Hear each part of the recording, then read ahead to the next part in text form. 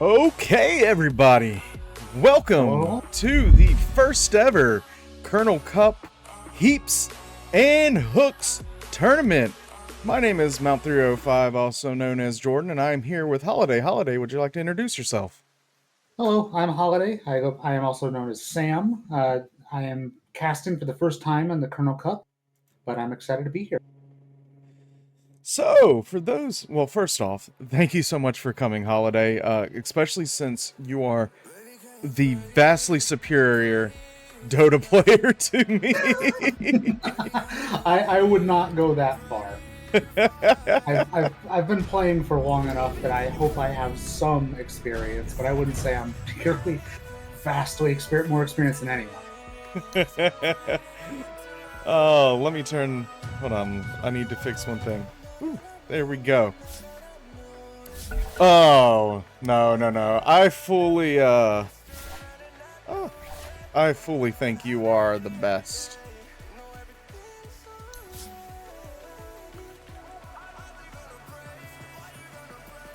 Well, I'm definitely looking forward to seeing some good pudge 1v1. It seems like every game I play with anyone in the kernel the clan, there's a pudge ban, so I never get to see any of our talented players really get to show their stuff. No, that's very true. For those who may or may not know, within the Kernel Kup and the Corn Cob Discord, which this is being put on, we have a lot of pudge players who we have a surplus of pudge players. A surplus, to say the least, and they've been talking a little trashy trash about who might be the best, and that is how Heaps and Hooks has been across. Talking trash over who's the best. So but I suppose this is the time to finally put their stuff on the line and really show off. Definitely, especially with Pride here saying that he has the best cosmetic that we just need to wait for. Pride? It better be the best. If it's not, I'm interested. I'm gonna judge. Pudge has some cool sets, so this is gonna be something. It's probably gonna be like a meme thing. He's got like the ugliest set possible, and it's gonna be hilarious. But oh well, that's how. So for those who may not know, the Kernel Kup and all of the outshoots tournaments that we have was started by Tate, and Tate is a pudge main who has a completely base set except for like the $200 pudge hook. It's so ridiculous. It's great. So it looks like I can go ahead and get us into game. Maybe? Yeah. Why is this not showing? This is gonna be an interesting tournament because I think we've got skill ranges that are pretty wide. I think we've got people that have only played like a couple games of pudge over their entire career, on up to someone who attempts to pick pudge literally every single game. So this is gonna be fun. It's gonna I think this is going to in part show some whether familiarity with the hero or sheer experience with the game is really going to come into play. So I'm looking forward to how all this is going to play out. Definitely. And as our first game is going, this is actually a play-in. So we had an odd number sign up, and so we went with the two players who have less pudge games than everybody else. And that would be Vrig Chan, who is ranked number 8, and Dr. Clayton, number 9. And here we go. Representing Eat Bootios, and Clayton representing an old clan name of Fear the Hog. So Fear the Hog. Yes. Fear the Hog, and if you'll notice the picture, there is definitely fear, and there's some sort of hog there. So, but just for clarification, this is a 1v1 tournament. Thus, we are playing two different win outs. Do you want to tell us the two different win outs, Holiday? Sure. Yeah, so like mid 1v1 tournaments all over. You go until 2 deaths on one player or the first tower taken. So you can't really dodge the fights indefinitely. There's also no runes being spawned, and some other limitations on how to play this game. Everyone. Okay, so we're already seeing some differences in tactics here. I'm not 100% certain why Brig decided to go for a stick this early. I mean, it's against the Pudge. It's probably just going to be a couple hooks over the first couple minutes. Yeah, and Clayton's already showing off with a ward, so that's going to be a tactical decision. You know, I think the ward probably a good decision. You don't want to get hooked into the tower early on. But the other difference, obviously, being fresh meat on Dr. Clayton versus rotten core for Brigchain. Do you have a preference on which one you would normally take? 30 seconds to shoot. Normally, I think I like fresh meat because I tend to play a pretty tanky, kind of in-your-face Pudge that doesn't do much auto-attacking necessarily. But in this particular case, I think Brig has the right of it. I think Rotten Core is going to be a big deal. Oh, and there's Brig's ward coming out. Right in vision of Clayton's ward. So we'll see if he goes for the cheeky sentry play. But I think that the Rotten Core ability to just get extra damage is going to mean if it does come out to a slugfest, it's going to go in Brig's favor more often than not.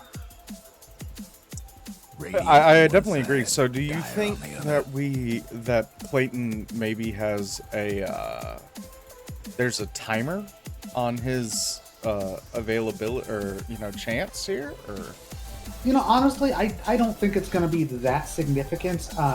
It levels up with Rot, and he starts off at just a mere 20%, which is something. Ooh, Clayton going first for hook.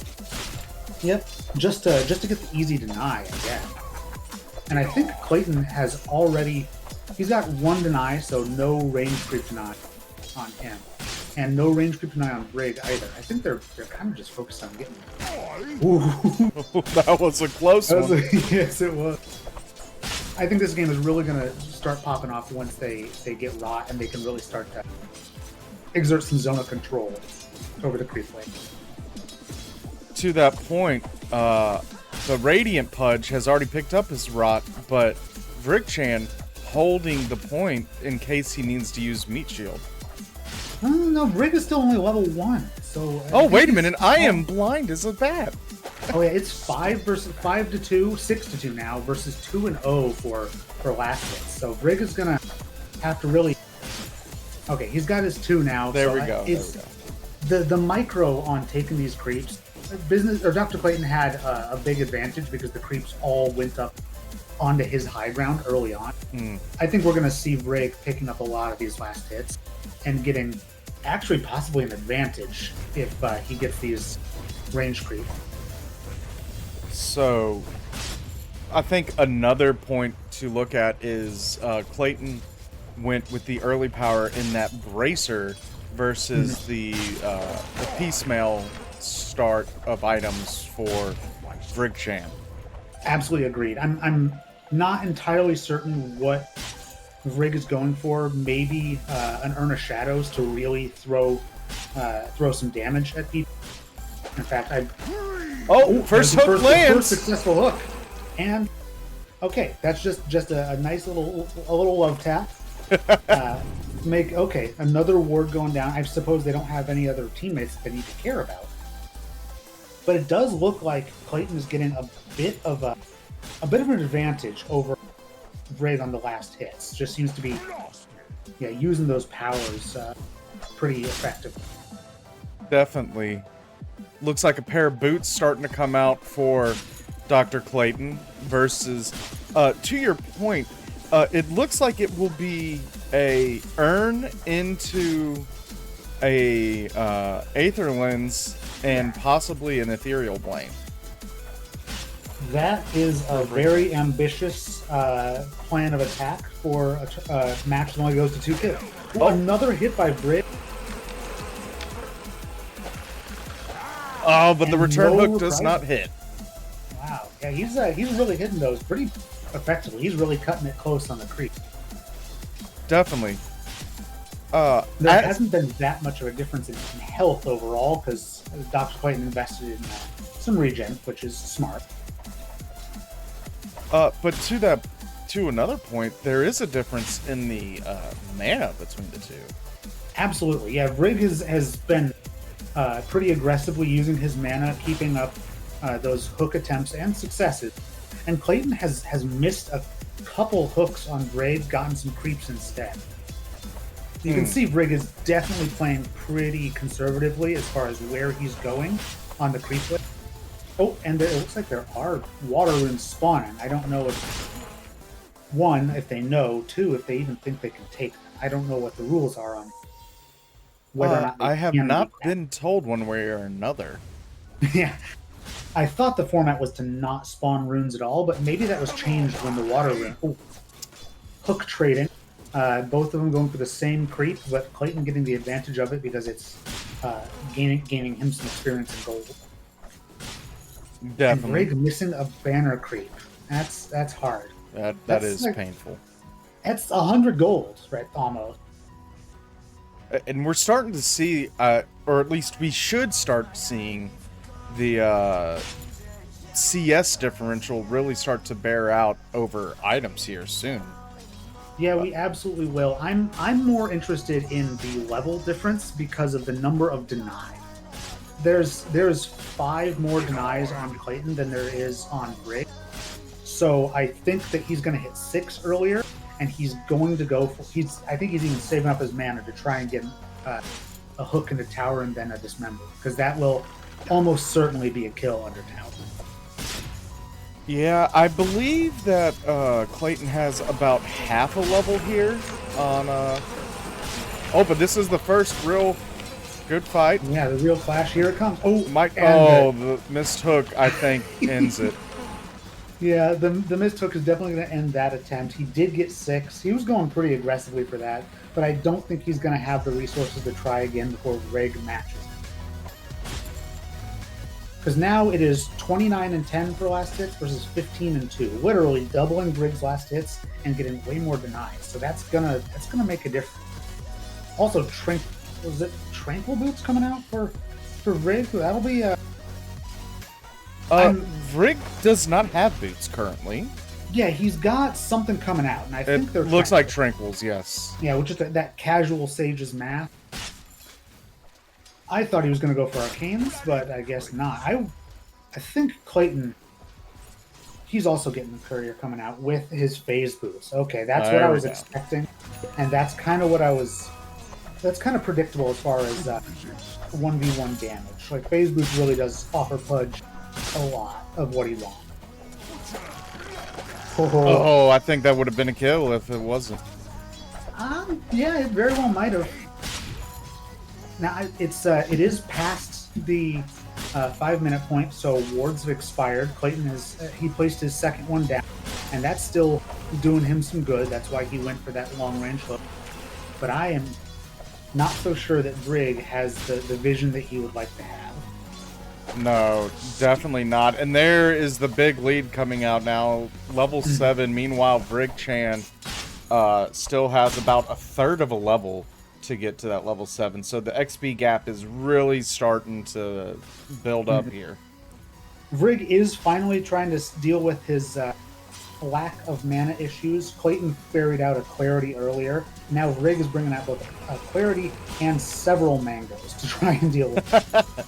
Well, those mangoes also, notoriously having, what is it? I believe 0.7 HP regen, which born across a whole lane. They reduced it to 0.4. Oh god. Oh no! Now, and with his tranquils, hopefully that never really matters. But... Okay, so Rig, he's playing very aware for someone that doesn't have a ward down. That looked like a very intentional juke of that hook. Definitely. We're seeing a lot of trepidation here between the two players. Of course, as mentioned, this is a play-in. I don't know if that is, playing into this at all. But, Yeah, Vrig is definitely playing a little bit more cautiously than Clayton is. I think he sees the damage difference just granted by those phase boots, and I think he's just trying not to get. He's trying to play catch up on this. I think also Vrig he's playing Pudge as he would in a regular game, and I think that might come back to bite him a little bit in terms of items. Like support Pudge with an Aether Lens and Tranquil Boots is a really solid choice for a pub game, or at least it was a couple patches ago. I don't know how often that's done anymore. And Clayton is definitely going for just kind of a brawler who wants to get up there. Oh, first Dismember coming in. Yep. Was Vrigchan going on to not Clayton, but Clayton is going to get the return kill. First kill of the Heaps and hooks goes to Dr. Clayton. You have 1.4 bonus strength. It's just how can you overcome that deficit? And the little tombstone coming out of Vrigchan acknowledging, yeah, that maybe did not go how I expected it to. No, I think that a couple free waves and some damage on the tower perhaps could be quite a bit of a difference between these two games, or between these two players. Very true. We do see a little bit of tower damage coming out from Dr. Clayton, but at this point, with one kill already on the board, I think that he's going to be focused more on just trying to get that second kill. Oh, absolutely. I think that the tower is not really a focus of the game other than an area of control. I think that really it's just for people that don't want to commit, and people that are picking Pudge are not usually afraid to commit to a battle. So we see the what is getting ready to be ferried out to Clayton. This is a really interesting, to your point about different items. He is going for the harpoon, the full all in. I can see why that is an interesting topic, especially with just having the phase boots and a little bit of a damage advantage already. I think that it's a little odd that he has fresh meat and he's getting all these attack damage items, so I wonder if that was an intentional choice or just what he's used to doing from real games. Ooh.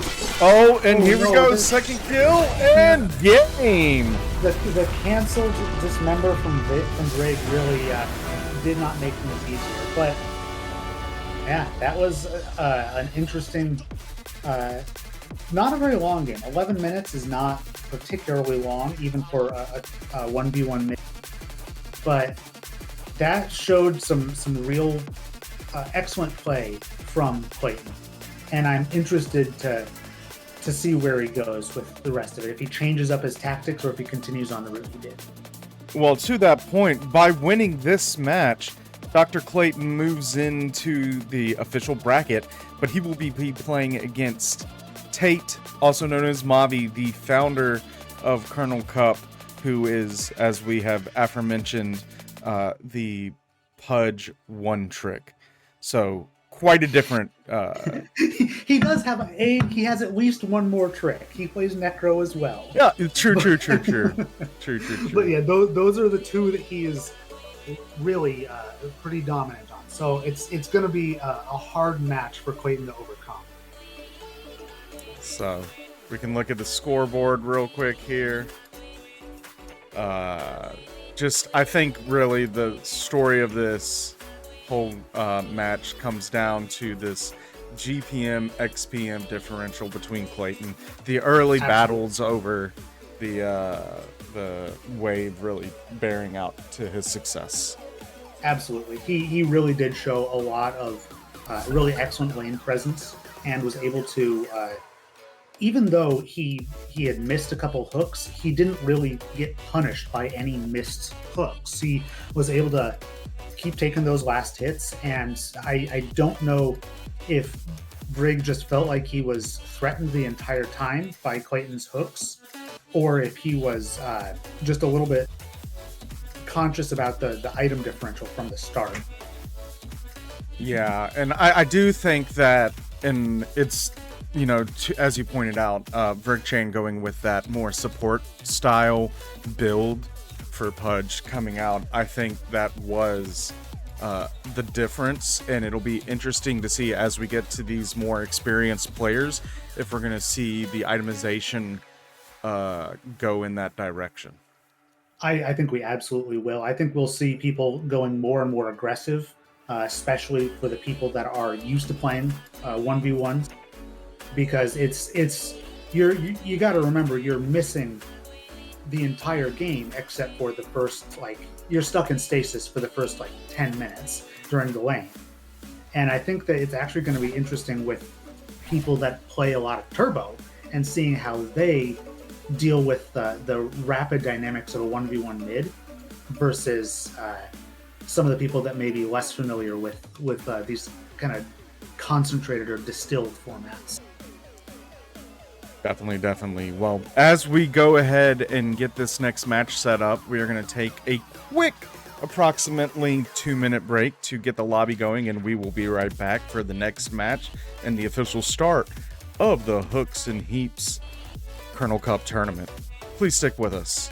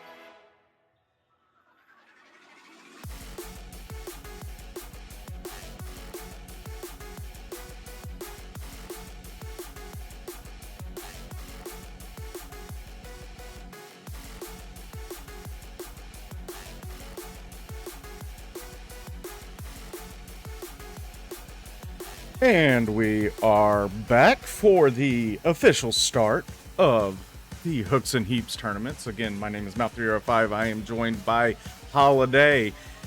We are here with our 7 versus 2 matchup. Wendy, also known as ZT Pastamancer, versus Alex. And this is going to be another interesting one. Alex is a pretty highly ranked Sybil and does play a good amount of Pudge. Wendy likes to pick Pudge a whole lot whenever Mavi doesn't do it for him. So it's going to be, I think this might be another one where it comes down to overall experience with the hero versus some of the official ranks in the game. Very true.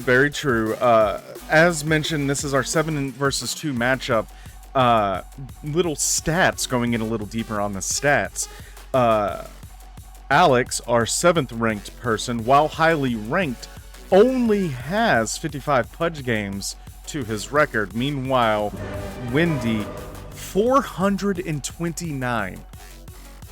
So this is going to be quite the difference in experience with the hero. I'm interested to see how they start things off, because that's the only time we can really see things from an absolute baseline perspective. Changes in decision. Will the cash flow for Alex come through? Okay, we're seeing another Rotten Core versus Fresh Meat difference. And this is going to be an interesting conflict here. Alex is going for a Quelling Blade with some just base stats. I think he might be looking to get a couple more hooks out of things with the boosted in. And Windy, ZT Postmancer, has 3 gauntlets of strength and a blood grenade. The blood grenade is what I'm excited for. If they can manage to get something interesting with like a blood grenade into hook combo, that'll be fun. Alex, it looks like he 30 seconds to go. has an extra observer ward. I'm surprised he's not getting a sentry out because he definitely saw Windy place the obs directly in front of his face. That was a bit of disrespect there. Just I mean, here, I don't have think this. he necessarily knew, but it's it's gonna be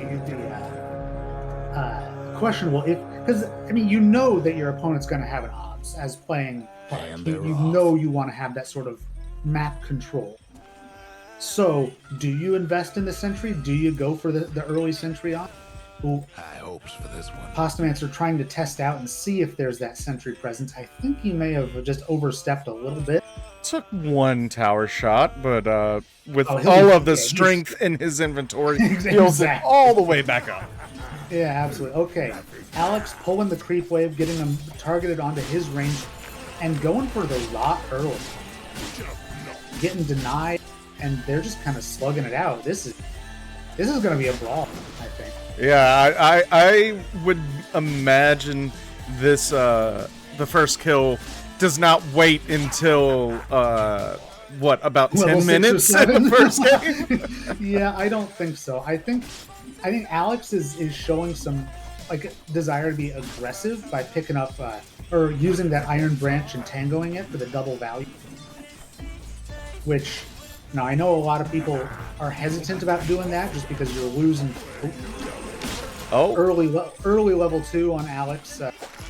Paying off a little bit. And Good jukes there from Alex, baiting out the hook, and hits the deny right in his face. Windy is really wishing he had the rock level right now so he could get a couple more of these last hits. And there he goes, immediately turning it on to try and grab that ranged creep.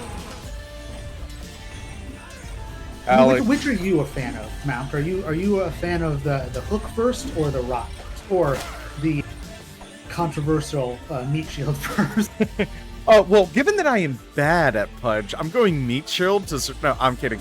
I do think that the Rot first is the better decision within this format, specifically for the battle over wave control. We saw how much that wave control did for Dr. Clayton in the first match, and I think the level 1s are going to be a lot more important the further we go on.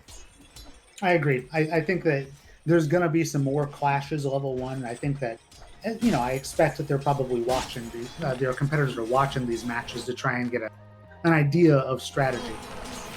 Oh, here comes another hook attempt on that. Maybe not. Nah, not much coming. We do have a bracer coming out for Windy. Meanwhile, the bracer just finished on Alex as well. So, effectively, similar items in their inventory. The health differential being the big struggle for Windy at this moment. Yeah, Windy actually has a little bit more raw health thanks to those gauntlets. But he's just he's been suffering from just some shrapnel, I guess, some flak from. Big hook! Oh no! Okay, and hook into the tower, but immediate meat shield will negate pretty much all of that damage. That's gonna matter. Like activating the meat shield versus just taking the passive is gonna have quite an effect over the course of this tournament, I think. Like really, meat shields can almost entirely negate rot. So it's it's more apt for blocking your own rot, but it still can be really useful in negating a large portion of the damage from your opponent. Okay, so a salve coming out for Postman.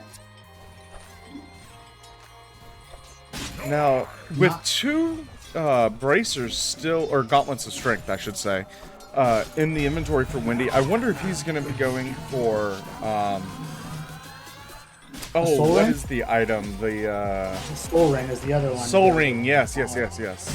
I don't know if that would be the wisest decision, given that it's such a close quarters game. You don't really have the space to back off, set up, and re-engage. And that's really what Soul Ring hopes for, is that you can time when you're using it. And oh boy, the one level difference is coming in. He's got the hook, but it's a short range hook, and it still doesn't do that much damage.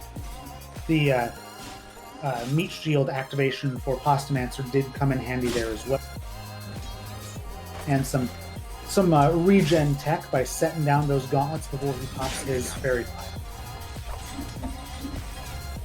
Still, I know you're supposed to do that with like all your strength items. Do you do that? Because I'll sometimes do it for like big I know to do it, and my old man decrepit fingers won't allow me to.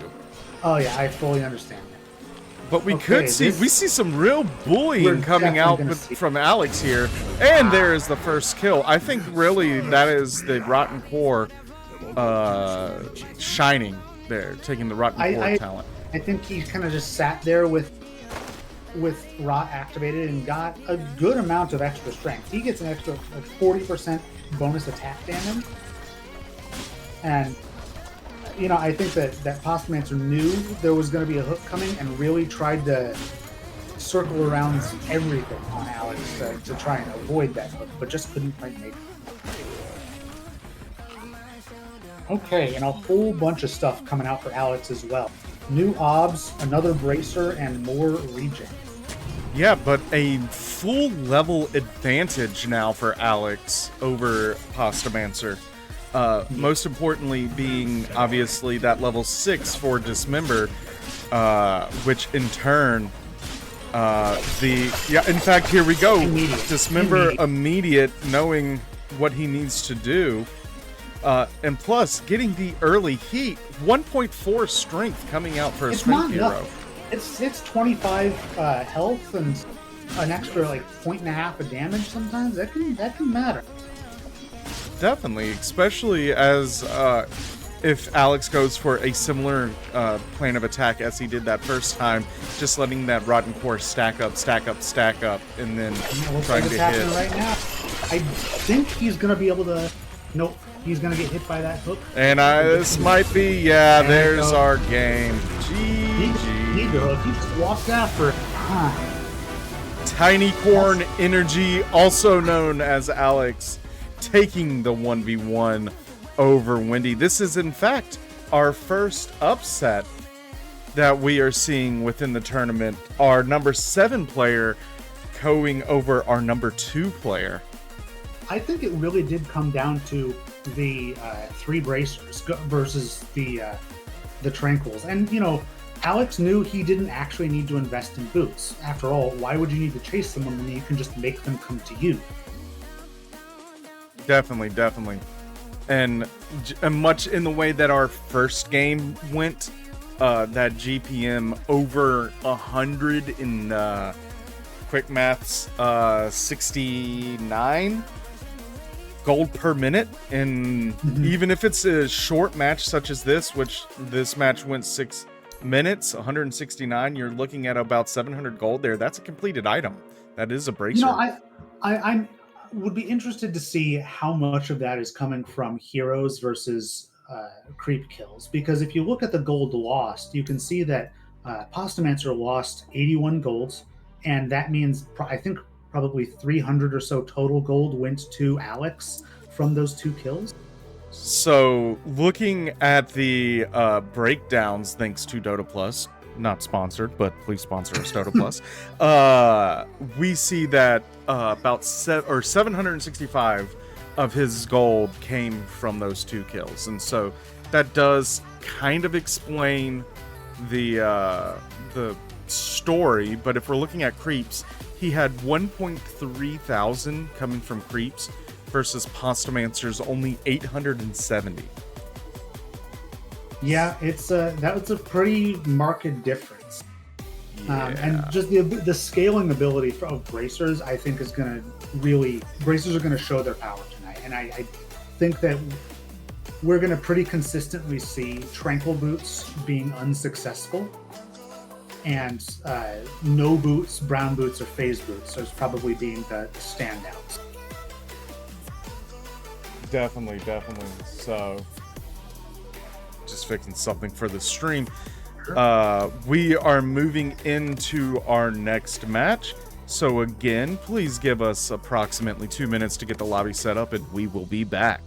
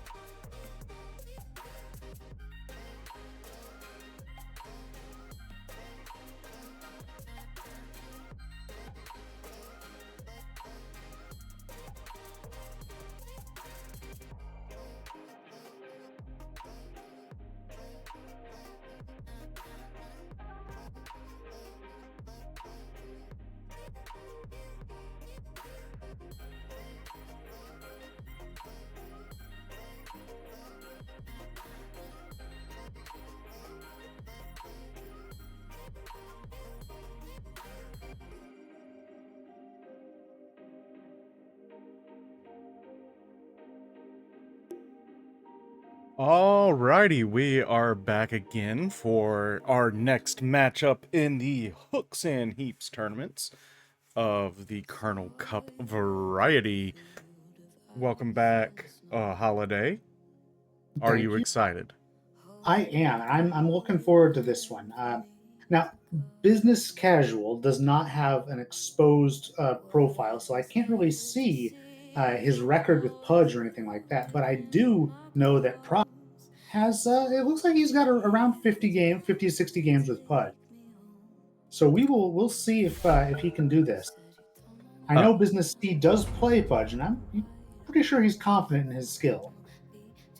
Definitely. Business here. This is Pudge is one of his babies. I am on the wrong string. What am I doing? Decisions. There we go.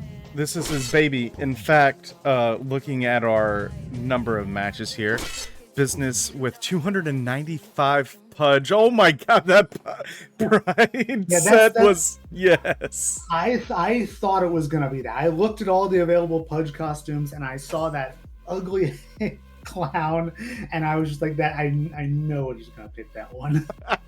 I have taken a step away from Dota for a little bit, so I hadn't seen that, and I now need that cosmetic. Well, there's also the jester one that I thought he might go with, but yeah, the clown is pretty terrible. Oh man. So Though the clown said. but to what I was mentioning before, I got distracted by the wonderfulness that is Business with 295 Pudge Everybody games gets to set. Pride's 60.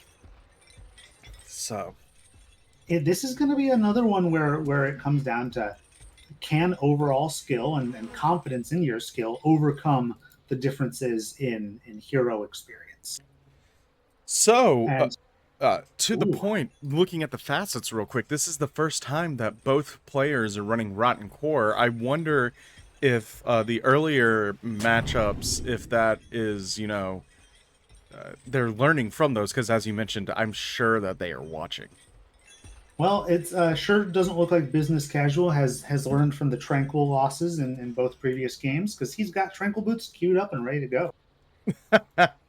We'll see. Meanwhile, a Bracer, the 30 seconds first to go. queue for Pride.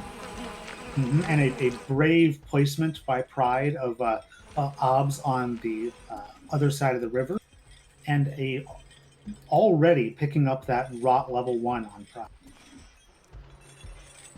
Definitely. I wonder what we're going to see come out of Business here. Still I think holding he's his going to hold point. the point.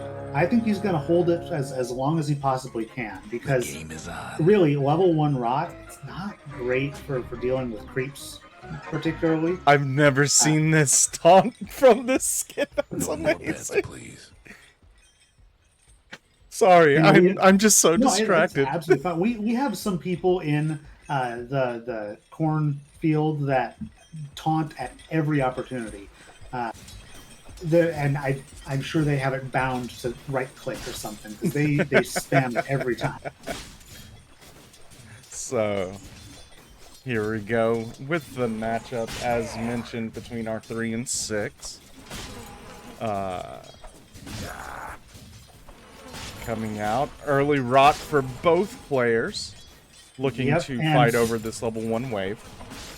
I think they're not willing to commit that hard to using Rot, because it does deal that self damage, and it adds up. You get a couple auto attacks from the enemy hero from just barely outside of, or just barely toggling on that Rot, and you can still take a lot of damage. But Pride already getting level 2 and already getting the friendly creep hook. Yeah, looking for that early to put out a lot of pressure, grabbing that early level 2.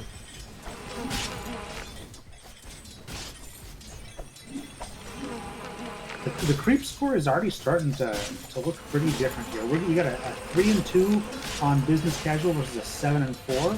Looks like there's the start of a gank attempt, just whittling people down. Now that there's okay, here is Business Casual picking up the level 1 meat shield, level 2 meat shield. He's picking it up at level 2.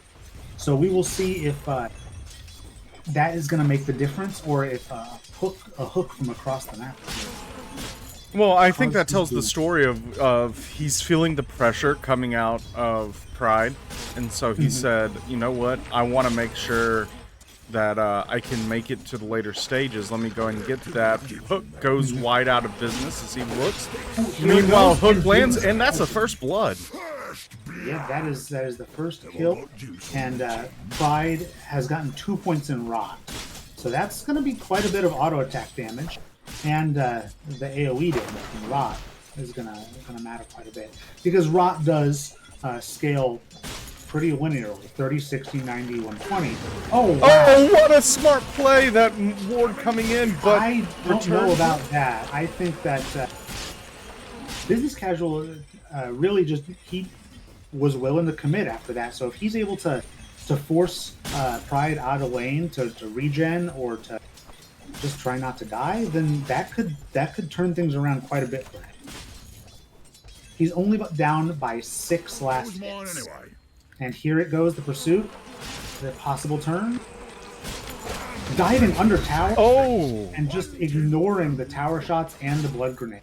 So, But I don't know if you saw, but on Pride's courier here, he has the Tranquil Boots. So Okay. that Interesting. that effective trade coming out after the first death from Business made him change up. He was going for the phase boots. phase boots. Yes, I call them speed boots in my head. Okay. You know, I still accidentally call them ghost marchers, like, because I played Han before I ever played Dota. Oh, there's another hook, really threading the needle, getting just around a creep. But it is anyone's game right now. Both have pretty similar last hits, pretty similar levels, pretty similar items actually. The finished bracer on Pride is having an effect, but Business Casual actually has a level up on Pride at the moment. Yeah, I think interesting. Pride's trying to bait out a hook with that one, keeping the creeps out of tower range, but also making Business Casual think he can get a cheeky hook from across the river onto that corner spot. Pride actually, even though he has those Tranquil Boots, has the phase boots queued up. Okay, you know, the 2 boots, right? You got 2 feet, you need 2 boots. Yeah, makes sense. One And, foot you know, goes Pudge. fast, one foot is more comfortable. Absolutely, and you know, Pudge, who knows how many feet he actually has? He might have a couple dozen stored somewhere in there. Yeah, they're in his stomach. So actually, Pride picking up another blood grenade. That could be interesting. The first one didn't quite pan out, but it did almost slow down Business Casual enough to take a couple extra tower shots that might have had an effect.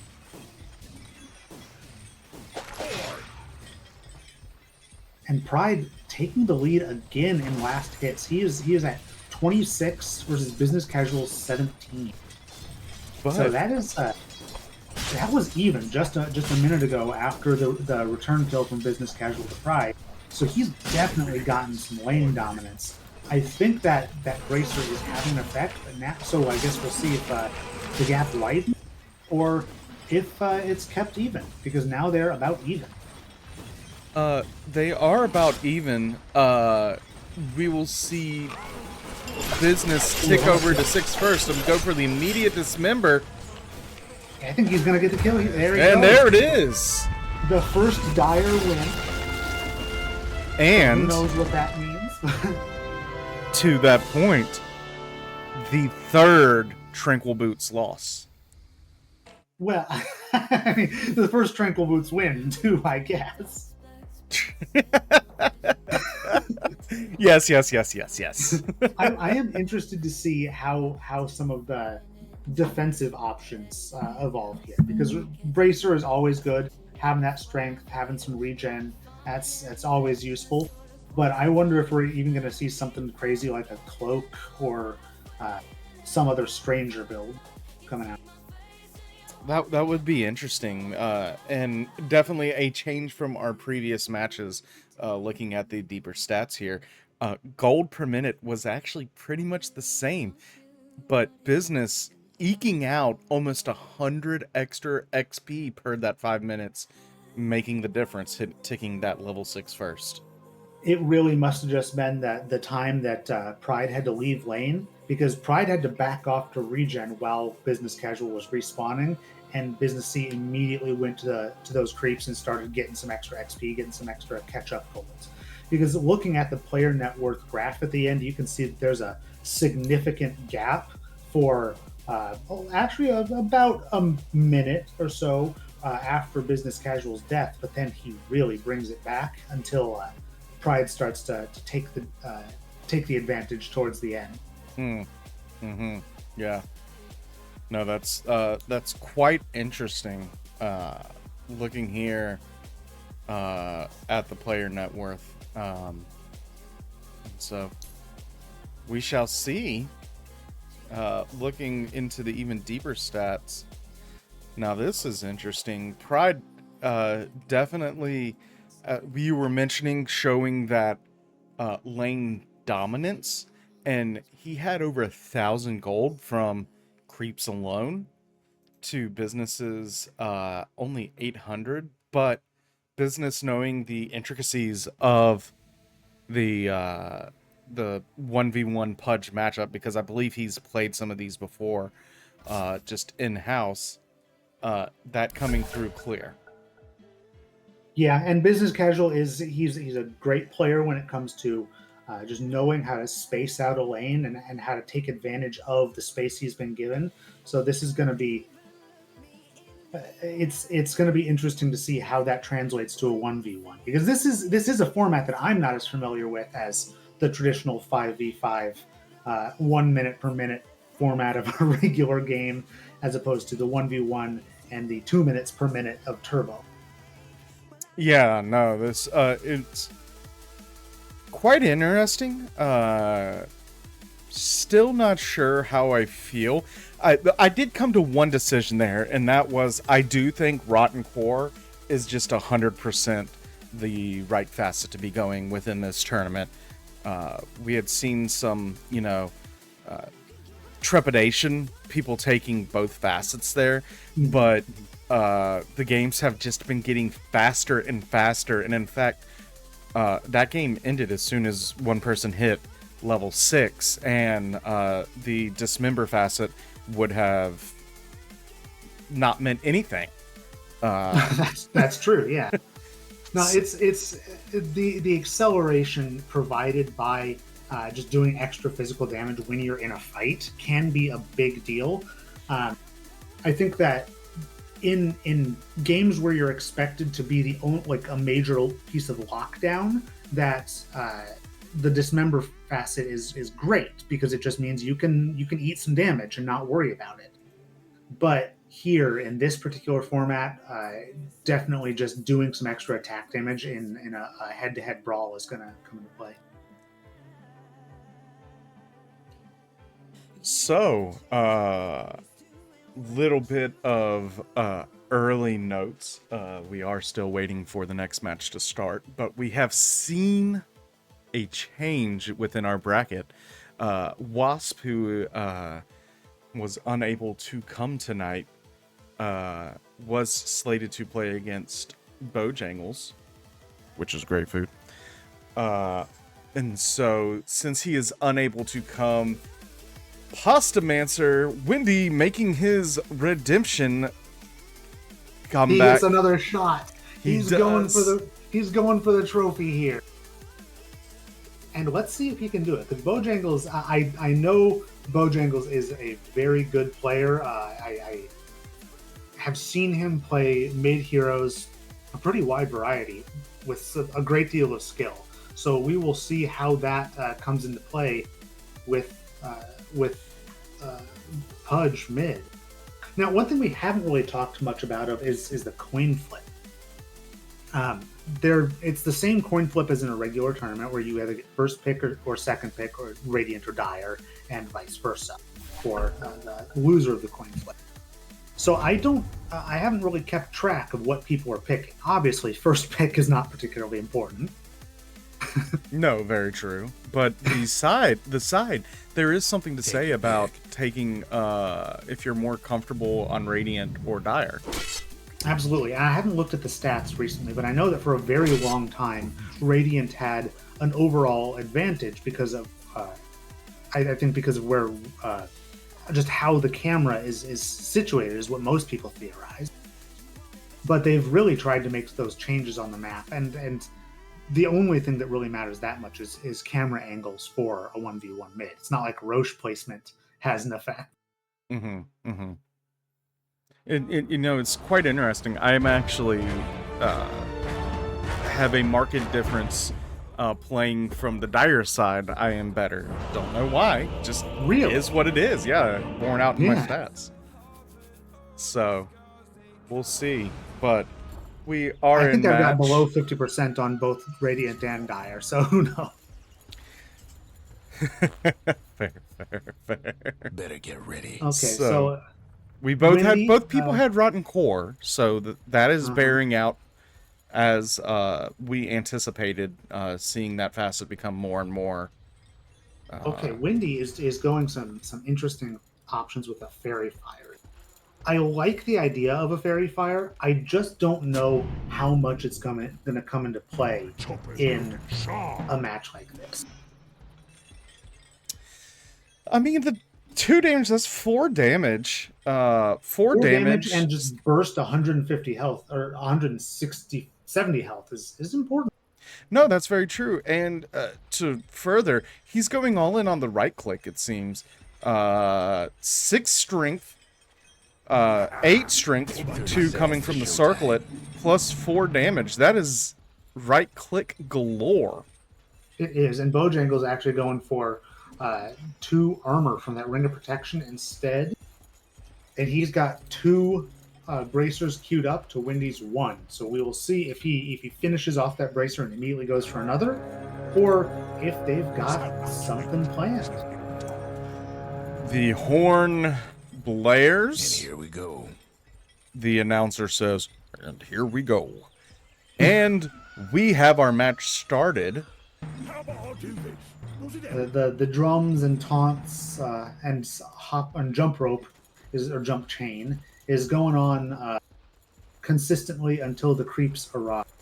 Yes, and this is where I'm sad that Pride is not here, because I wanted to hear the clown music more.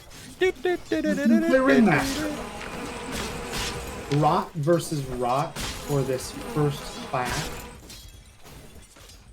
Bojangles getting the early health differential from that exchange, excuse me. And playing really aggressively, going to get that level 2. I'm not sure he can get much out of this, but I don't think he can. I think that these games are really going to be kind of anyone's ball game to just try and get an advantage for the first 3 or 4 levels most of the time, until you can get Rot level 2 or Hook level 2 for the burst. Unless Bojangles proves me wrong by just going into the tower. And the Fair Fire actually made a difference there. It really did. I was not sure, but he has proved me wrong. Man. So, I missed there. What is on the courier? I believe it's the end of his bracer and some regen. It is end of his bracer, a second bracer, and a salve. Oh my! Okay, so he's got quite the restock coming out. Bojangles ready to purchase and to deliver that bracer recipe to finish off his first. And he does have a blood grenade. Oh, here we go. Oh, missed hook. The friendly creep hook again. Well, that was actually that was the melee creep saying, "Mr. President, get down." I will sacrifice my life. But if he hadn't missed that hook, he might have gotten the kill just on that turn right there. Wendy is still playing pretty carefully. That seems to be something he prefers to do on Pudge. Ooh, another hook come out, goes wide. That is surprising, though, that he's feeling that way, because if I was him, and again, I am not that good, I would want to be playing more aggressively while I have this double bracer early setup to what was just Gauntlets of Strength, one bracer now finished up, and the second bracer getting ready to be ferried out by Bojangles. So my gold advantage there slipping away just like that. I absolutely agree. I think that there's some respect that Postmancer's giving towards Bojangles, knowing that he can get some pretty incredible hooks, knowing that he can use his positioning really effectively. And that's a free last hit for Postman. That it is. But, and especially considering I have the you know, effectively one life lead here. Yeah, I think I would have wanted to make use of that, but Bojangles, I wouldn't say showing disrespect, but definitely not showing the same level of respect to Postmancer. He plays pretty aggressively. He likes to get in there and use the... When going up against the Pudge, I think it's important, and Bojangles appears to agree, that using those creeps can be really important, because if the enemy hits a creep, well, that's a hook that you're not taking and a lot of damage that you don't have to deal with. Beyond that, it's a hook that they have on cooldown now and can't use to reposition you. True, but all of this aggression coming out from Postmancer, well, I was going to say, is born out in the mana, but he brings out 2 mangoes, and now that is non-existent. Yeah, it looks like Bojangles does have a very slight last hit lead. He's got, actually, only 2 last hits difference. 1 now, I think. 3. 3. It's 3, but 2 going under the tower, so assuming he can get these, it'll be a 1. You know, I think it's pretty easy to get last hits on range creeps with Pudge. I think that's a good skill to have, but I don't think it's a particularly challenging skill to develop. I wouldn't know. I am a position 5 main, so last hits. What are those? Position 5 Pudge was a thing. Yeah. The courier with the salve and Windy doing the correct play by setting aside those bracers while he heals up. Very true, but a blood grenade being moved into the inventory for Bojangles there. The blood grenade goes out. We have a big trade. He is looking to get that kill back. He put some respect on that because Windy got his 6 and did not want to get hooked under tower. But that's 6 for Bojangles. He's going to take a step back and regen. While Windy is looks like he's pretty much out of regen. Oh, there comes Bojangles. There we go. Turn with the big heal, and yeah, really getting an advantage off of that. But and all that means that is actually going to be a bigger advantage because Windy is now losing a full wave and a full card. wave and a catapult. Which is the catapult is a lot of gold, but Windy is going to come out with full health versus Bojangles' lower health and complete lack of mana at the moment until he gets these mangoes and a 4th bracer delivered. We are seeing the bracers becoming the item of the tournament, it seems. Absolutely. And okay, there's the map. Taking advantage of that very short change over time.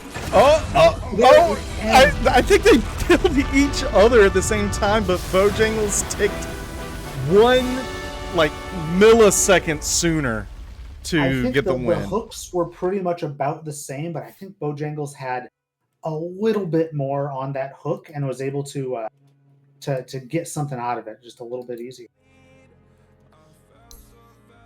Yeah.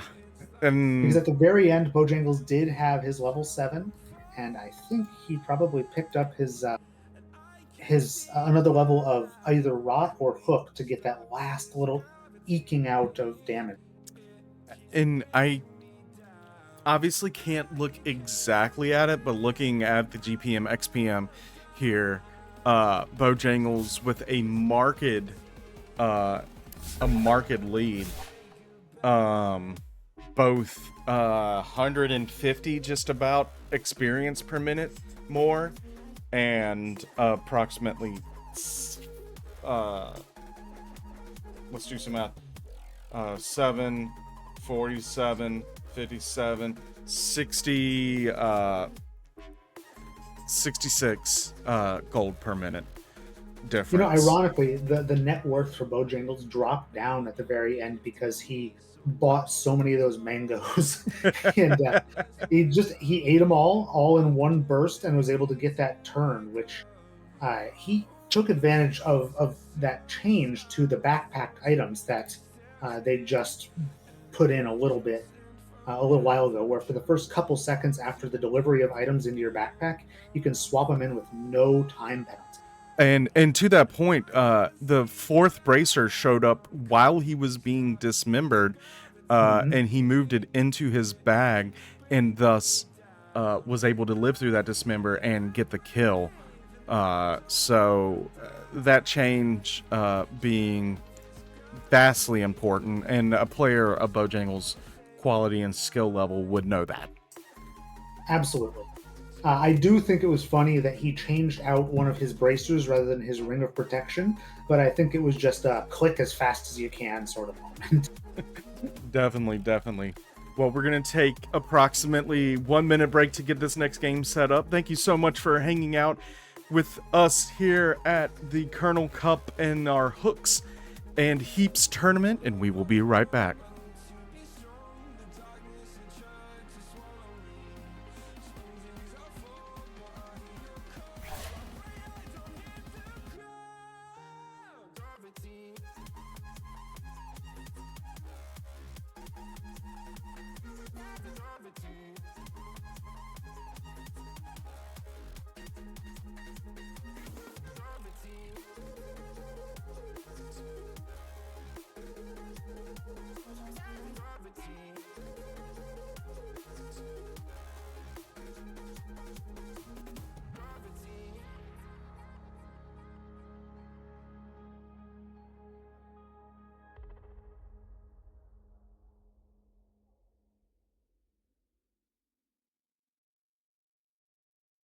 When I'm up through the night, I can't turn down the noise, tear all the worries out of my mind. About who I'm supposed to be, I start to believe I can't get it right. Remember the days I let slip away, they were simpler times. Mama told me before you leave, if there's only one thing you remember from me, child, when you're out on your own, a million miles from home, feeling the weight of the world on your shoulders. Child, don't forget who you are, don't lose your head or your heart. I'll bet my life on your stars, you'll be dancing, dancing on the moon. I'll bet my life you'll be dancing on the moon.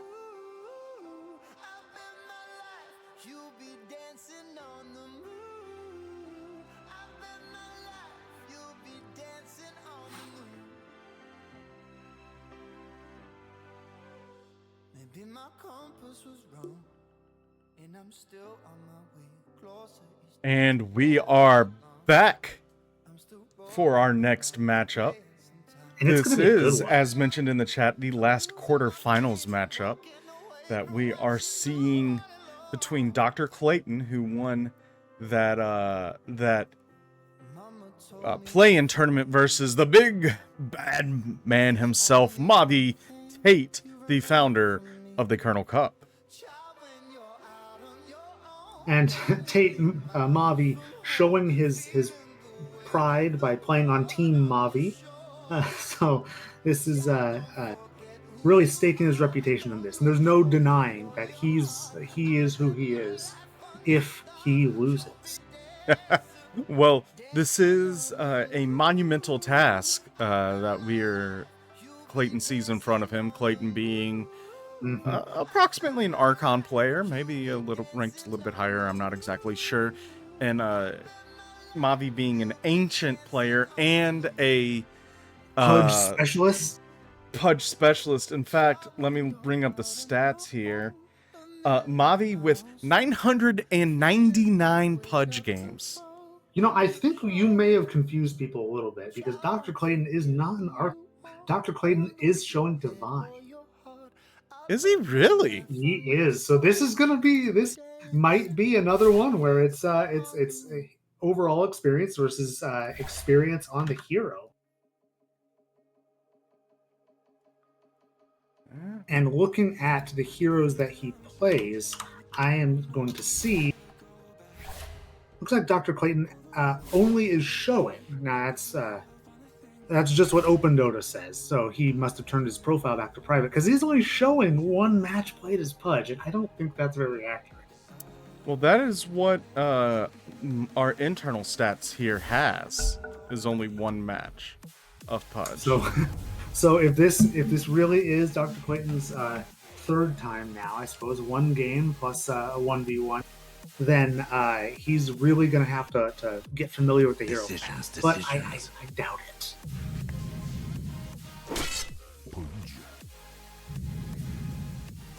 Very true. But alas, we have the Jester Pudge coming out again And from Dr. Clayton. Two fresh meats. So this goes against what we were thinking, the two of us, thinking that the early lane and that Rotten Core being the most important decision you could make going into this tournament. Two fresh meats says, you know what, we're waiting to level 6 and then it's going to be some fireworks going. I think it's just a mark of how they want to play the game, perhaps, where they want to try and work around those creeps. They want to delay gank attempts until they can, and they think they can out creep the enemy hero, and then get a nice juicy dismember on him at the end of it. Everybody get set. Looking at the early inventories, Mavi going with that blood grenade, circlet, gauntlet of strength, and 2 iron branches in his backpack versus just the gauntlet of strength circlet coming out. And there we go, Dr. Clayton on with the cloak I was talking about earlier, queued up. He's even saving 200 of his starting golds. He does not want to deal with rot damage, and I don't blame him. Rot is not always fun to deal with. No, but it's interesting. I wonder if there was a mind game or these players are watching a lot of the matches together. If that was mentioned, Mavi not, teching into the rot as much, focusing on that rotten core, 30 seconds to but go. instead going for the fresh meat. That's true, and it looks like Clayton is not going to fulfill my dream of someone immune to the magic damage of the enemy hero. He is swapped to boots first for a quick pickup, and he is bringing out the end of that bracer. Yeah, there it goes. Meanwhile, Mavi going for a full wand looks like that. I don't know about that one, but he is the Pudge expert. I'll reserve judgment until after he's won the game, and if he doesn't, then I can say that was a bad choice. But we'll see. Mavi goes for a block. It looks like for the most part he wins the early blocks, but it'll be approximately equal. Yeah, I think it's pretty even. Both of going for an early hook, early level and hook.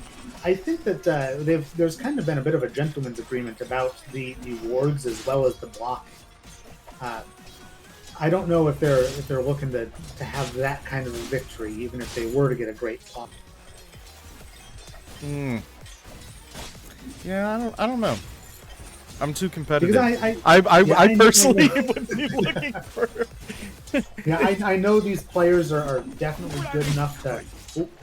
Clayton going for the first hook, getting a creep kill off, but no hero kills, and taking his level 2 early.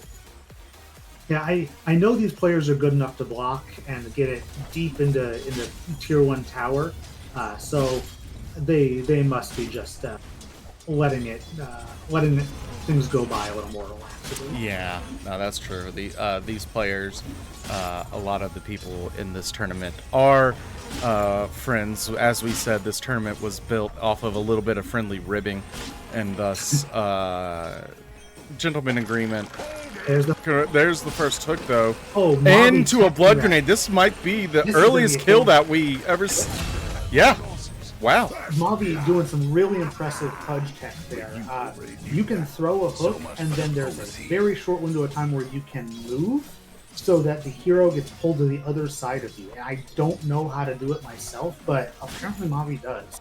Because that is what he did, made Clayton walk all the way around.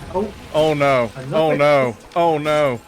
It's not going to be a kill here. He's not going to be willing to die. Okay. But, and that was expensive. That was an expensive teleport for Clayton. Cost him half his health. Yeah, and Moumpt brings out 2 blood grenades. He's looking to end this quickly. Absolutely. Moumpt is confident that he can get hooks, and if he can get hooks, then he can just drop somebody down. That's kind of how Pudge in general works, especially in Moumpt's case. He wants to get and do that just like he did there. Yeah, I think this has got to be over. Yeah. Wow, what a domination coming out of Moumpt. No disrespect to Clayton, but the master with 999 games, showing he knows what he is looking for. Yeah, and that he had those little step arounds that were really well done, and I mean it's not hard to get a kill on a pudge if you get a solid hook, but that definitely showed some familiarity with the hero to just get that little step around to make Clayton walk the extra distance and take the rot and the auto attack damage the whole way. Yeah, that was easily the quickest match that we have seen so far. But then that begs the question: why, if you're looking to play so aggressive, do you take fresh meat? You know, that is a good question. I think he might have just said that if it goes long enough that he gets to 6, he wants the advantage of that fresh meat. But I suppose we won't really know. If he wins and there's a winner's interview, we can ask it, I suppose. Yeah, that's very true. That's very true. Oh, let me just mess up my mic there. Apologies. Very true. Very true. So, let's take a look at our bracket. Unfortunately, I do not have a way to put this on screen right now.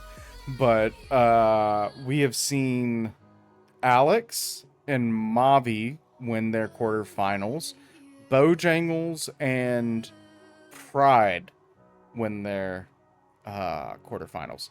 So we will have Moumpt facing Alex in the right side semifinals, and Bojangles versus Pride in our left side of the bracket semifinals. You know, one thing I do appreciate about this tournament format is how quick the games are, so people don't have enough time to cool down and overthink things. They just kind of roll into the next bout immediately after they've warmed up. Yeah, no, definitely. And to that point, actually, you can't see it yet on stream, but our next match will be the right side of the bracket, Moumpt versus Alex. And so Moumpt saying, you know what? My fingers are warm. Let's get going. I'm ready to fight. We'll see if it pays off, because Alex did show some good skill with Pudge. It's going to be kind of a battle of giants from here on out for the most part. I think right now Pride is an underdog. I know that Alex is showing a lot of skill. Moumpt always impressive with the Pudge, and Bojangles really showing some excellent play on Pudge. So we're going to see some good games from here on out, I think. Definitely, and that's not to say that our earlier games were anything bad, but I think all the players have gotten any nerves and trepidation out of the way, and they are just ready to brawl. So we are just waiting for the ready to go from Alex, which we have received. The coin flip coming through. Alex will get Yes, it. Let's see if he chooses to take Radiant and or Dire. He's taken Radiant. Okay. So that's not surprising. Radiant, I believe, has had overall a pretty successful run this tournament and in general. Take your pick. Pudge. So time to get our Pudge. thrilling draft out of the way. Pudge versus Pudge. At least it's quick. No strategy mode or captains giving advice this whole time. Well, who knows? Maybe you need captains. Well, captain, should I That's go true. Rotten Maybe they Core do. or Maybe they have people privately talking to them and saying, I really think you might want to pick Pudge for this one. But would that be considered cheating? So yeah, Mavi's sticking with that fresh meat to try and get the dismembering, and Alex taking the rotten core for the attack damage off of Rot. So this will be very telling, and as you have seen, this is a single elimination.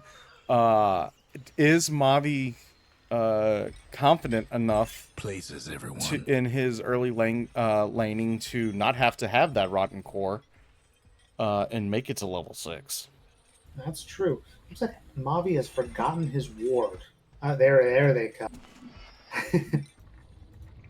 Not the first time Mavi's forgotten a ward mid, but he remembers in time, usually. Alex getting set up with, let's see, something like half of 2 racers, and Mavi getting ready with a fairy fire and that blood grenade that he was happy with earlier. So that is actually the big difference. A little extra stats coming out of Alex versus 30 the seconds fairy to fire showtime. coming through, and I think that might, say something to the facets that we were seeing. Mavi saying, "I want this extra survivability because I want to get this game to level 6. At level 6, I take over." That's true. That's very true. I don't get the feeling that Mavi is going to play patiently. I don't know if he knows how to play patiently with Pudge. If you've ever played with Mavi, you know he's willing to just go nuts with it. So we'll see if he does that here. So looking No at more the early bets, please. blocks, Mavi missing 1 creep. Meanwhile, Alex keeping. Catching them This off. is a beautiful block. He even let the range creep through. And look at that, just outside tower. Wow. Who's mine anyway? Early deny on Mavi though. It was like he let it through just to get the deny. Yeah. Alex did get the range creep, so that XP is going towards him. But man, Mavi's just positioning it so that those creeps are hitting Alex a lot more than Alex's creeps are hitting him. Yeah, and also because of the hook versus and the blood grenade blood and the whack. the hook versus rot, but a long hook and blood grenade, Alex goes down to just over 100 HP, and the Salve already having to come out. Mavi knows for those the punch. angles. He knows how to go from corner to corner and just barely catch the enemy hero. And I don't think that enough respect has been placed on that quite yet. Another blood grenade out from Mavi. Mavi, big fan of these blood grenades, and there's something to that ticking damage, saying if you're gonna fight me with rot, you already have ticking damage, plus the blood grenade ticking damage, plus the Absolutely. insane amount of damage coming out of this long hook. I just win. Yeah, and it turns a level 1 rot into a level 4 rot as far as slow goes. That 15% plus the 14% of rot makes a big difference. And Mavi even, Mavi hooking that range creep out of the way to get the XP advantage. Yeah, making sure that's not just the 1/3 that you give by denying. That's 0 because it was out of the XP range entirely. Mm-hmm. Oh, here comes Alex being a little more aggressive. Looks like he's lining up for a hook, but those creeps are staying in the way. How about I do this? Does it help? And Mavi sitting under tower. Oh, that was smart. That's- he let that's- he let the. Oh, I think this is. Yeah. That's first. So Mavi is really highlighting a very carefully balanced, like precarious position in the lane. When that ranged creep goes down, it exposes both of you to hooks from the other person. When that last creep is there, it's no more obstacle. Yeah, you could almost. I was trying to say it. I just spoke way too slow. He lined up, waited as soon as that tower shot hit that range creep, threw out the hook. Oh yeah, it really looked like he was just lining up to get a last hit on the range creep and make sure that Alex couldn't get a hook on him immediately after he took it.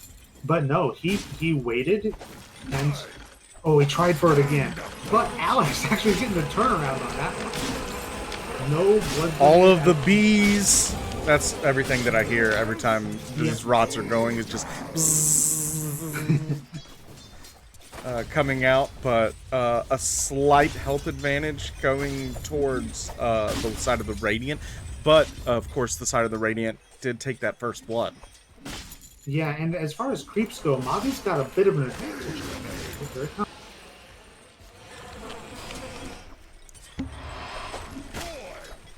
Alex is getting a lot of damage out just from getting those short-range hooks, and that's important. But it really does open him up to Mavi being able to escape just by natural tankiness, and then hooking him under tower, which I think is what Mavi was. The deterrent plan was the tower right there. Yeah, no, I think that's what he was looking for. And one other thing, going back to that first blood that I found very impressive, you could also tell that Mavi went for letting the creeps block Alex in. Now, this is interesting. Mavi just went and grabbed the water rune. We hadn't seen anybody grab it. I thought there was a gentleman's agreement. I hadn't been told one way or the other, but apparently not, because the founder says, hey, I'm taking this. I think that was supposed to be. I think this was Mavi being tunnel visioned on the game, maybe. He doesn't. All he knows is how to seek victory. He does not know peace. He does not know kindness. He knows only winning. Well, Alex takes the time and says, all right, gentleman's agreement is dead. Let me go get the other water rune. 1 for 1. But I still actually think Mavi may have gotten that. Here it comes. There's gonna be possible. Both rots going, both flesh or meat shield, excuse me, going. No hook comes out though. Yeah, Mavi was lining up for it just in case Alex decided to kill a creep early. This is the second hook deny he's gone for. That's true. I think the first one was more successful. I don't think he managed to pull the creep out of XP range this time. But he's guaranteeing a deny that he wouldn't otherwise get. So that's something. Especially if you're not afraid of spending mana. No, very true. And, this is the time. We are both players about to. In fact, Mavi is. It looks like 1 creep away from 6, and there is 6 for Mavi. Alex slightly behind, 2 creeps away. But this is where that decision taking the fresh meat might come into to play. You're for absolutely Mavi. right, and you can see Mavi is really showing some aggression there. Oh, Good sidestep. Creeps to push. But yeah, Alex, Mavi is not afraid to mix it up in the middle with the creeps, and it looks like Alex is a little bit cautious about getting in there, a little afraid of that dismember, despite the fact that he has 3 bracers that should make him just naturally pretty tanky compared to the No, Mavi. that's very true, but one, being already down 1 death in this 1v1, and 2, being down against that fresh meat, I think both of those are making Alex play a little bit more carefully. I think you're correct. I think. Oh, here it comes. Alex gets the first dismember off, but blood grenade comes out from Mavi. Mavi then goes for his own dismember as he gets lower, and with this will be the end of this match. Mavi continuing his reign of domination, going up and making the finals of our Hooks and Heaps tournament I think Mavi, I couldn't quite keep an eye on the cooldowns there, but I think Mavi may have gotten his meat shield through the dismember, and I don't know if Business C got it, because if Alex got it, because I don't know if there was any other explanation for why he just took so much less damage. I do believe you're right. I think that Mavi was able to read the dismember coming out, hit that meat shield. Alex had been using it, I believe, beforehand, and so it was on cooldown. I believe a couple seconds left in the cooldown. I'm not exactly sure. So, But that alas, was overall a very well played game, pretty even. But in the end, going towards Mavi, really showing that the experience is having a key role in this. definitely. And so, as mentioned, in just under 7 minutes, Mavi makes it to the finals of our Hooks and Heaps tournament. As we await to see who will face Mavi in the grand finals, we will be going to a quick break, and then we will see Bojangles versus Pride. Bojangles business casual, it looks like, as we get into the lobby. Oh, what did I have it wrong? I thought Pride won that quarterfinal. No, looks like business casual is sitting pretty on the dire right now. Oh, okay. Well, we will see, and we will be right back.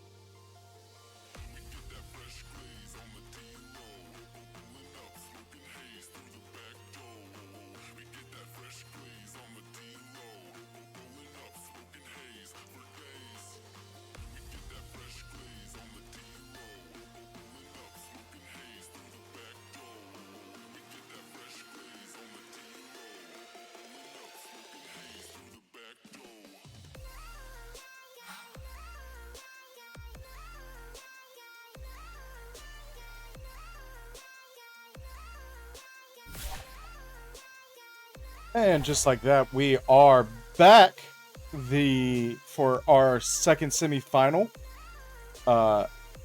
Elliot's Jewelers, also known as Bojangles, going in against the Nebraska Cornhuskers, not the college, but one business casual. And it looks like Bojangles has taken the coin toss and has picked Radiant again. So it seems like there's definitely a preference from what we've observed to go on that Radiant side. Yeah, in fact, now that come to think of it, I believe that last match was the first dire victory we've seen in this tournament. Yeah, first or second. There has not been many, if any. The thrill of the pick phase. It's a chance to show off the cosmetics.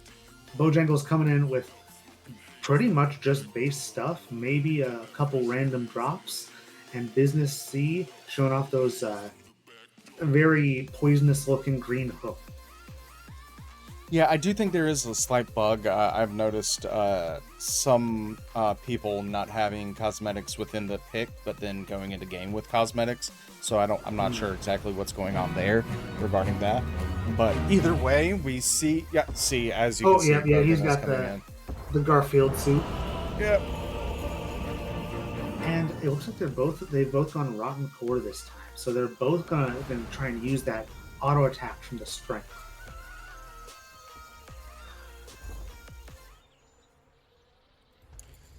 Doing a quick look at Places, the items. Bojangles coming out. 2 bracers, 1 iron branch, 1 ring of protection, some tangos and obs. Versus the Fairy Fire Mango Tangos Ring of Protection Circlet coming out from business. So a ring of protection on both of them. I think they just want to just ignore some damage from creeps, maybe, because really 2 armor shouldn't have that much of an impact on auto attack damage from the enemy hero, does it?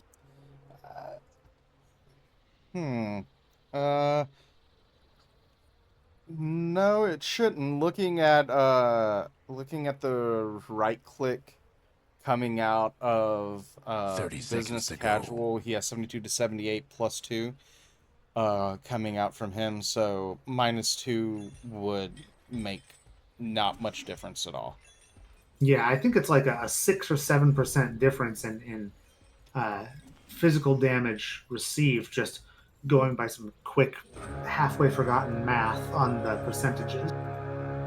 But I guess they consider it important just to be able to fight amidst all the creeps, because the creeps do a lot of damage early on. We've seen it that if someone gets hooked back into a whole swarm of enemy creeps, they take a lot of damage. Looking at this, Bojangles starting his block all the way back at the tier 2 versus business trying to wait up by the first tower, and Bojangles wins out heavily on that block. He does. And he's already gotten a pretty big swing. He has gotten the range creep deny, and he has taken the enemy range creep. So that is a lot of monetary value.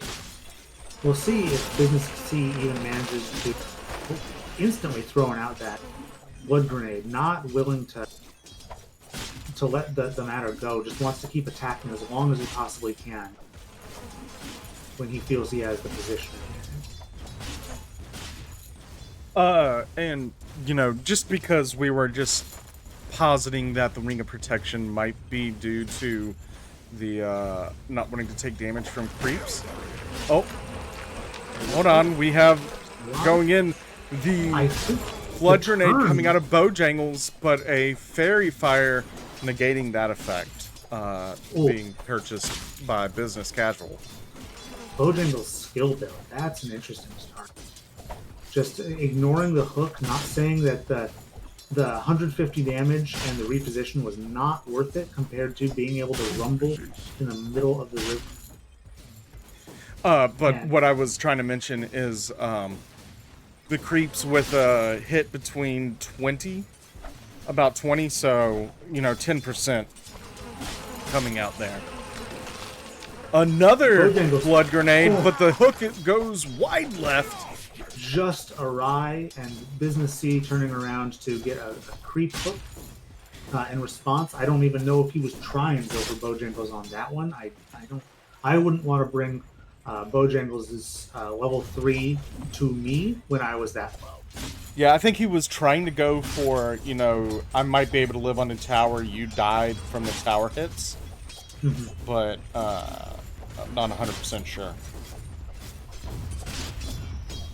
But we see a slightly marked health lead coming out of Bojangles now. Business again trying to get that tower hook, but grabs a creep instead. We see the courier for Bojangles going away. What did he get? He finished up a bracer. Okay. And I think he's getting some mangoes brought out immediately. He does not want to stop the aggression here. He's got a pretty decent advantage on XP here just because of all the deny.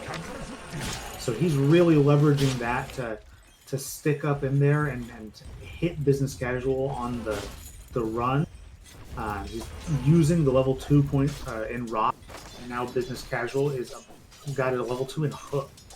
Just going to try and get that burst into under tower, which is certainly a valid strategy. Yeah, that's interesting. Bojangles, excuse me, prioritizing that rot damage versus the hook burst looking, coming out, or looking to come out from business casual. I think it really exemplifies how they've been playing. Business casual seems a lot more willing and interested to pull the creeps back towards his tower, to stay under the protection of his tower, and threaten the tower shots to Bojangles from a hook. And Bojangles wants to be in there. He wants to be pushing creeps, getting that level advantage, so he can get those denies as much as he can. Which, at this point, he has gotten 7 denies to business casuals, 0.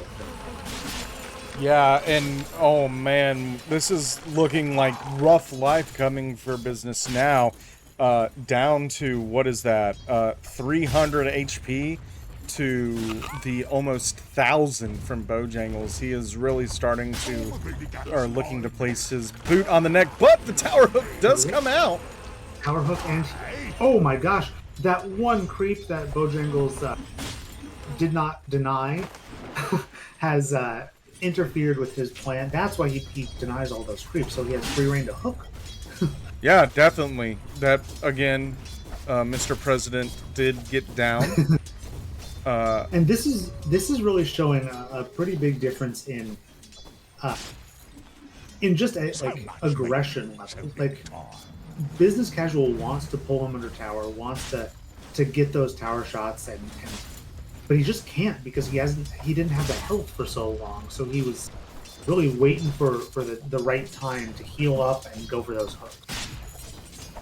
Now he's got a whole bunch of regen health.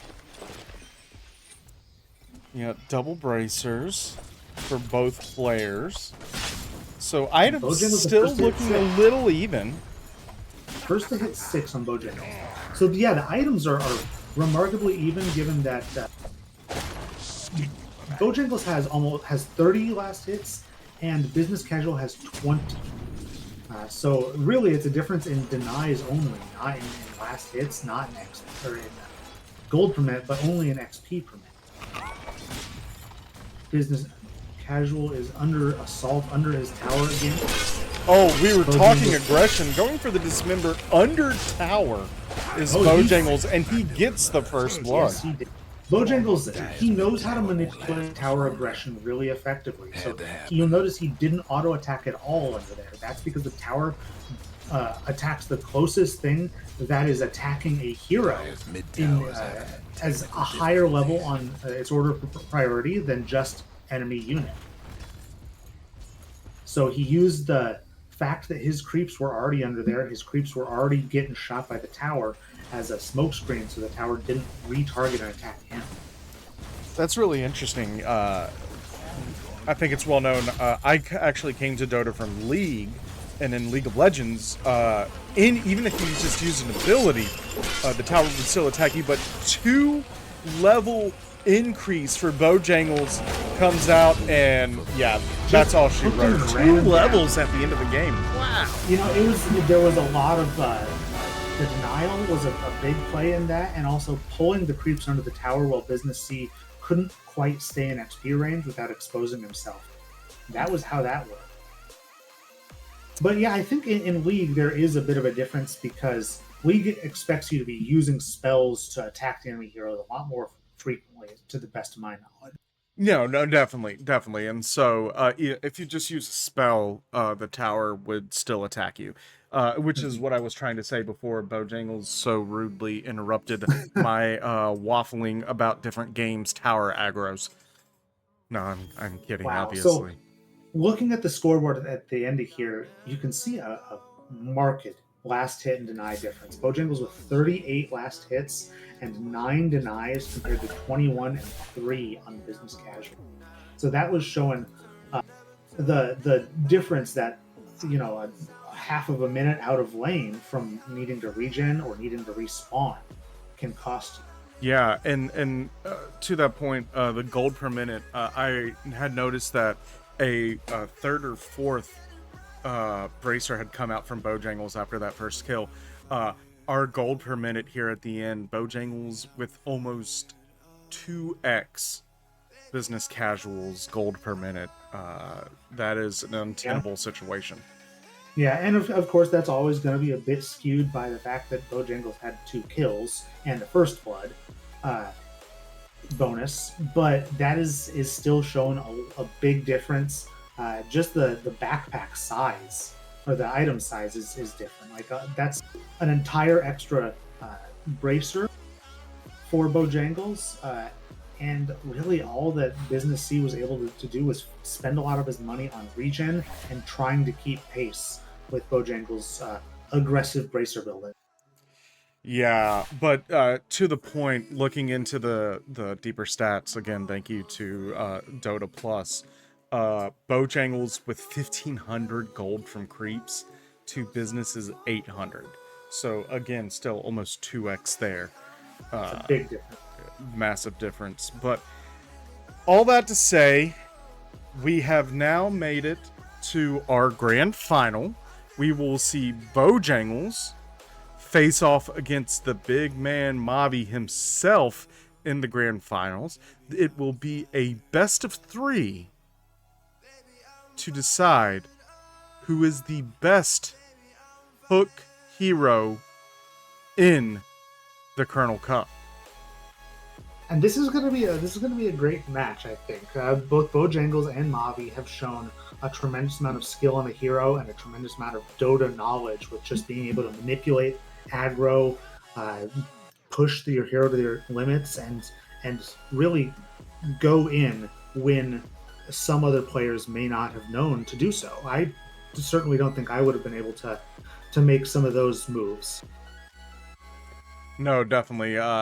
Both, I will say that Mavi and Bojangles are 2 of our highest, just on the ladder, players within the community. So that showing, obviously, as you were mentioning, in creep aggro and whatnot.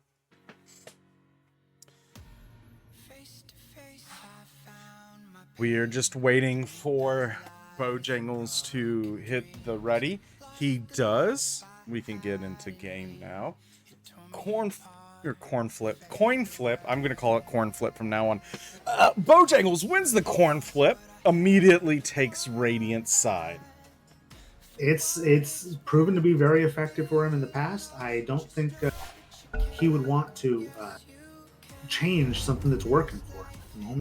If it ain't broke, don't fix it, right? Yeah. Decisions.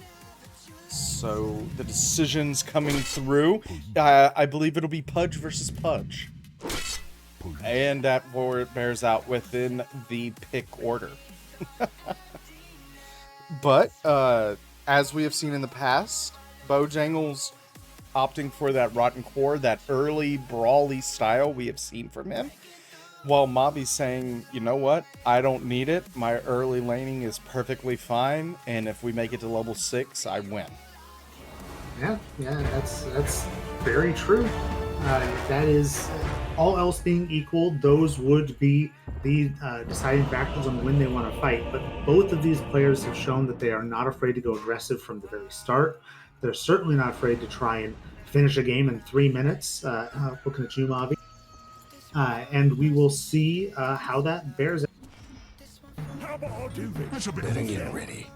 You'll look good with an So apple in your looking mouth. at early That's a bit items, good. the notorious 2 bracers, 1 ring of protection start coming out of Bojangles versus Mavi, 1 bracer, 1 circlet, Time for a little butchery. blood grenade coming through.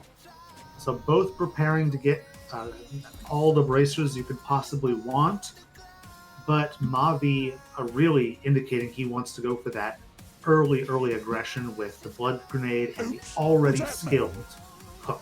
And classically, the Observer Award's coming out just a little bit later than everything else. Oh, yes, of course. Oh, a little interesting pathing here. He tries 30 to seconds to sneak showtime. that Observer Ward onto the high ground, the opposite high ground, but the early Observer coming out of Bojangles did spot that. You know, I don't know if maybe that was just reflex. After how many hours of Dota, I think that there's some things that I would do in my sleep if I sat down to play a game. So I think maybe they've at least adhered to that portion, despite the creep blocking in some games and the water runes and others. Nobody has done any ward killing, so I think it may have just been a artifact of normal behavior. Yeah, no, very true. Watching Bojangles block here, he does lose the range creep. That was intentional. You know, that's. I don't really know what's the best move, but I know that leaving the range creep to go much further ahead to try and get that early deny or early kill on the enemy creeps can impact how the lane equilibrium settles out. Bojangles is taking a lot of damage. Yeah, he is. Yeah, no. Ooh! That is, I can say for sure, the earliest kill we have seen come out in this tournament. A level 1 kill, yeah. Bojangles wanted to try and push that rot and did not want to try and test Mavi's hook skills or his cooldowns by trying to run away. Mavi also placed himself very well, making sure that Bojangles could not safely retreat to his tower. But it had its impact. No, very true. But Bojangles comes from the rebirth, immediately lands 2 feet on the ground, and throws a blood grenade. And gets a lot of denies under the enemy tower. He took advantage of Mavi's lack of health to really get some work done under there. Bojangles going for the yeah, I think this is going to be Mavi going down, and it is. And Bojangles bringing just a couple creeps back while he regens up. He's got almost a whole bracer coming out, and more regen, I presume. Yeah, it looked like one salve and one a salve. Yeah. He's got to reload on the aggression here. Mavi is going to go for it, I think. Oh, no. I thought he was going to do a repeat of what Bojangles did and just immediately blood grenade, try for a hook and kill. No, and I was going to point out, it's a little moot point now because of the salve coming through, but I thought Mavi was looking to trade his first life for getting the majority of Bojangles' second life down. Exactly, yeah, just like what Bojangles kind of managed to do on his first respawn. But yeah, the stakes are much higher now. Bojangles dropping that blood grenade already. The stakes are higher because you just don't have any wiggle room. If you die, the match is over. That is true. Speaking of wiggle room, as mentioned, this is a best of 3, so both players can drop this first match and still win the tournament. You know, they're kind of testing each other's mettle, and we'll see their real skills shine over the next match. Mavi bringing out another salve. Really just does not like being at low health after those attempts from Bojangles. Oh, looking for the hook. Nice little sidestep from Bojangles and decides to bounce in Mavi's face. Mavi's wait for the tower shot and hook combo did not quite play out. Bojangles is probably going to be aggressive here. I think he's going to go for the end. Bojangles lining up for the hook. Oh, the hook coming out of Mavi right at the last second wins that first match. Just an instant faster on the hook. Wow. I really think Bojangles expected to win that one, and I think that if he had just the confidence of knowing that a creep in between them had died faster than Mavi did, it would have made the difference, because I think he held off because of a potential creep block.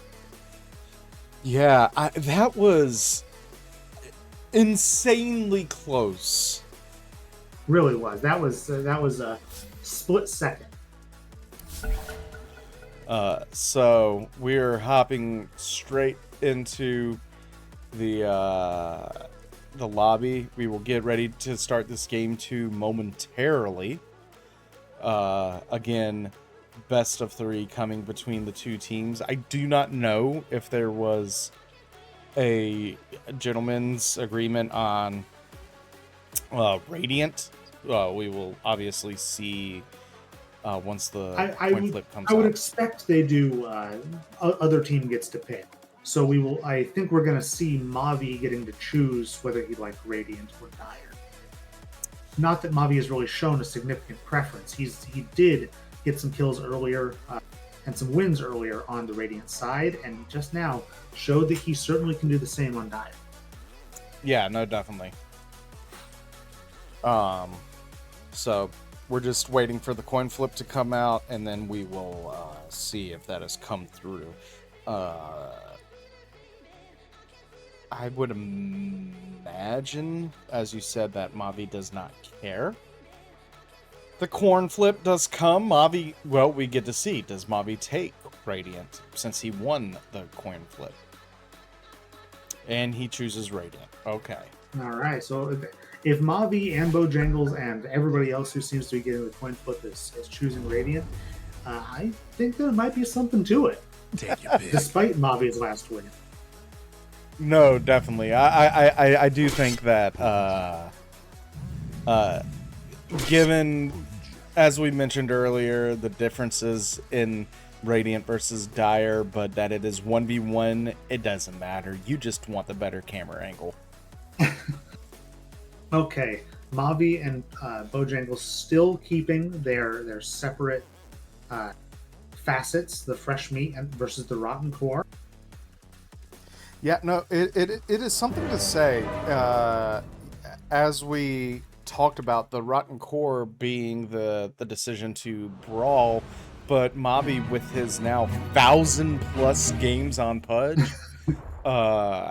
saying I was playing this before facets even existed. Well, Who yeah, cares?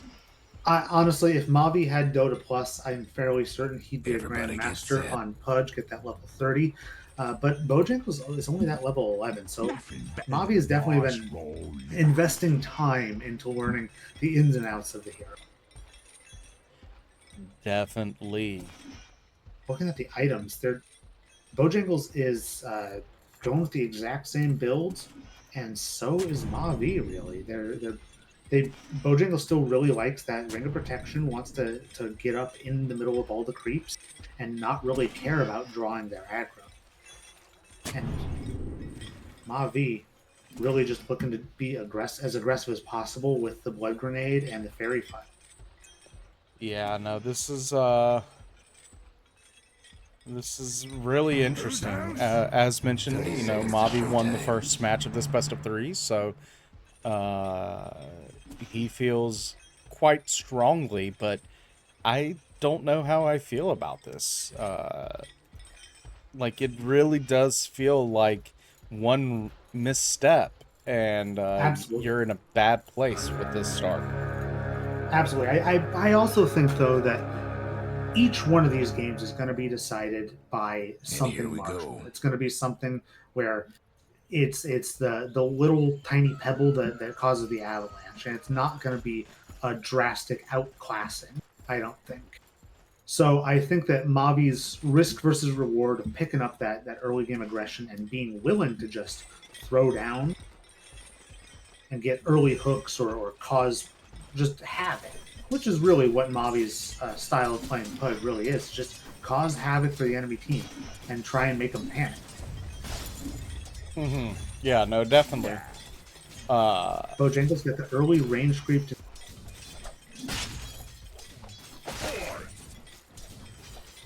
Mavi going with the hook deny.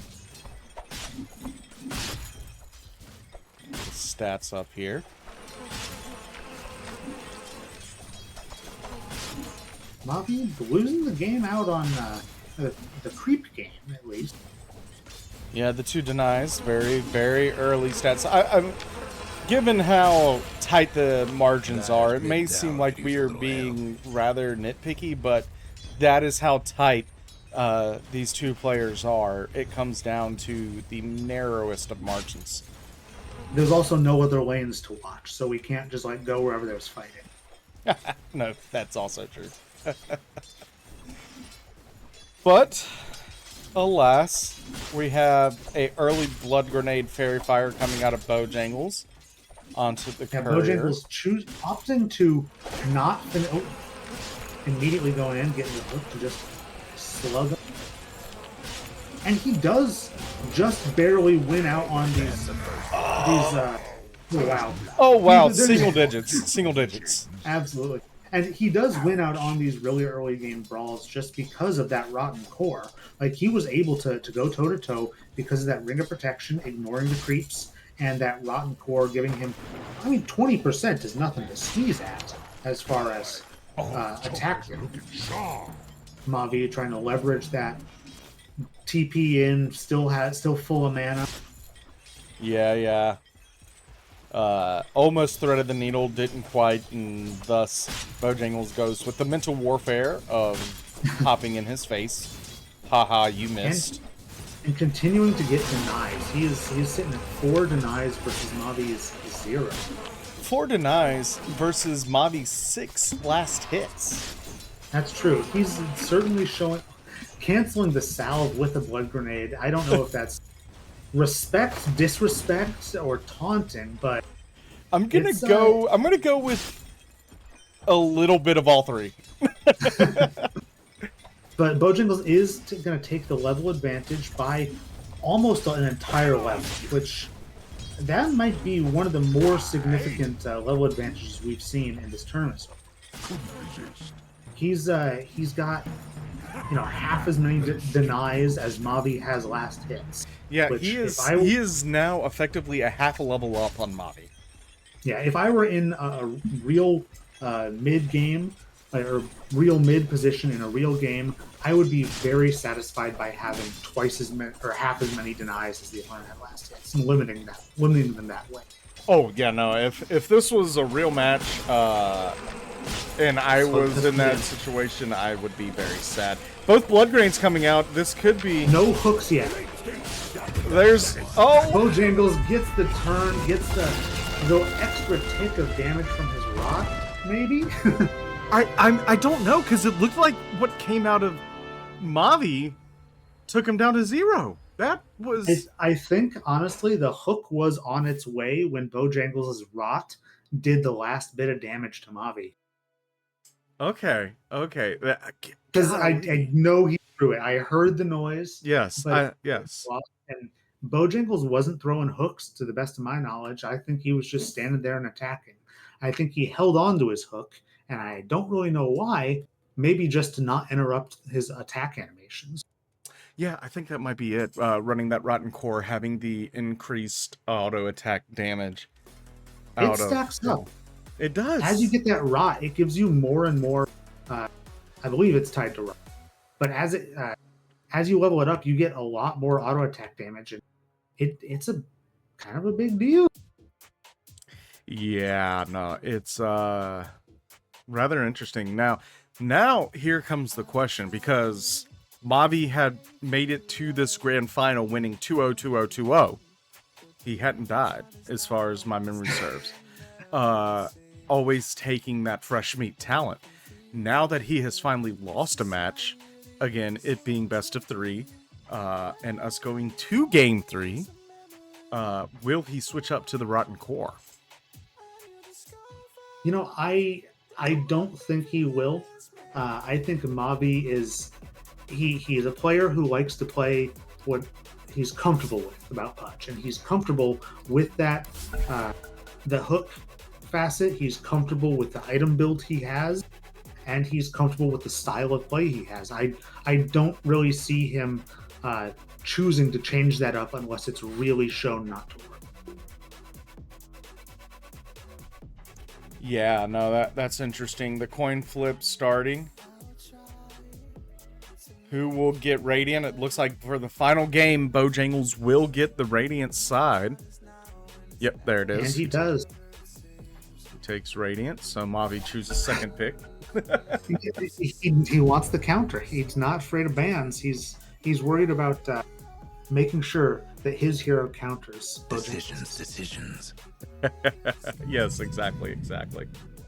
Of course, I think Mavi's the kind of guy who thinks that Pudge counters any hero in the game, so who knows what we're saying about that. Yeah. I will say, He maybe I think there's like a couple matchups he doesn't like to play, and in those matchups he plays Necro. Well, yeah, that's true. But either way, of course, all joking aside, Pudge v Pudge, the second pick does not matter. We go into our final match. And we're going to see who takes this tournament. The classic Pudge player Mavi with 1,000 games or so, or the all-rounder of Bojangles, who is very flexible in his hero picks, but has certainly shown his Pudge talents here.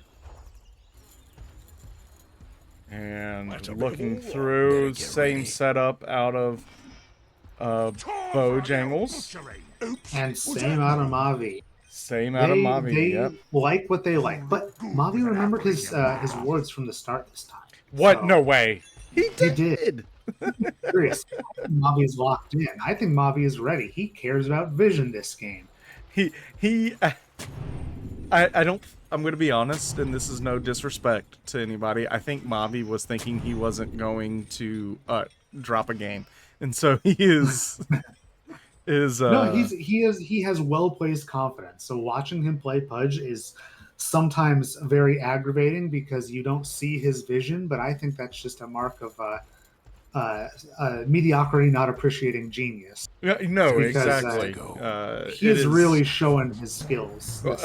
Us watching Mavi play Pudge is like somebody who doesn't know music listening to Mozart compose. Like, he just doesn't see the vision, but yes, I too don't always see why Mavi is diving the T2 at 4 minutes, but there's some element of genius there.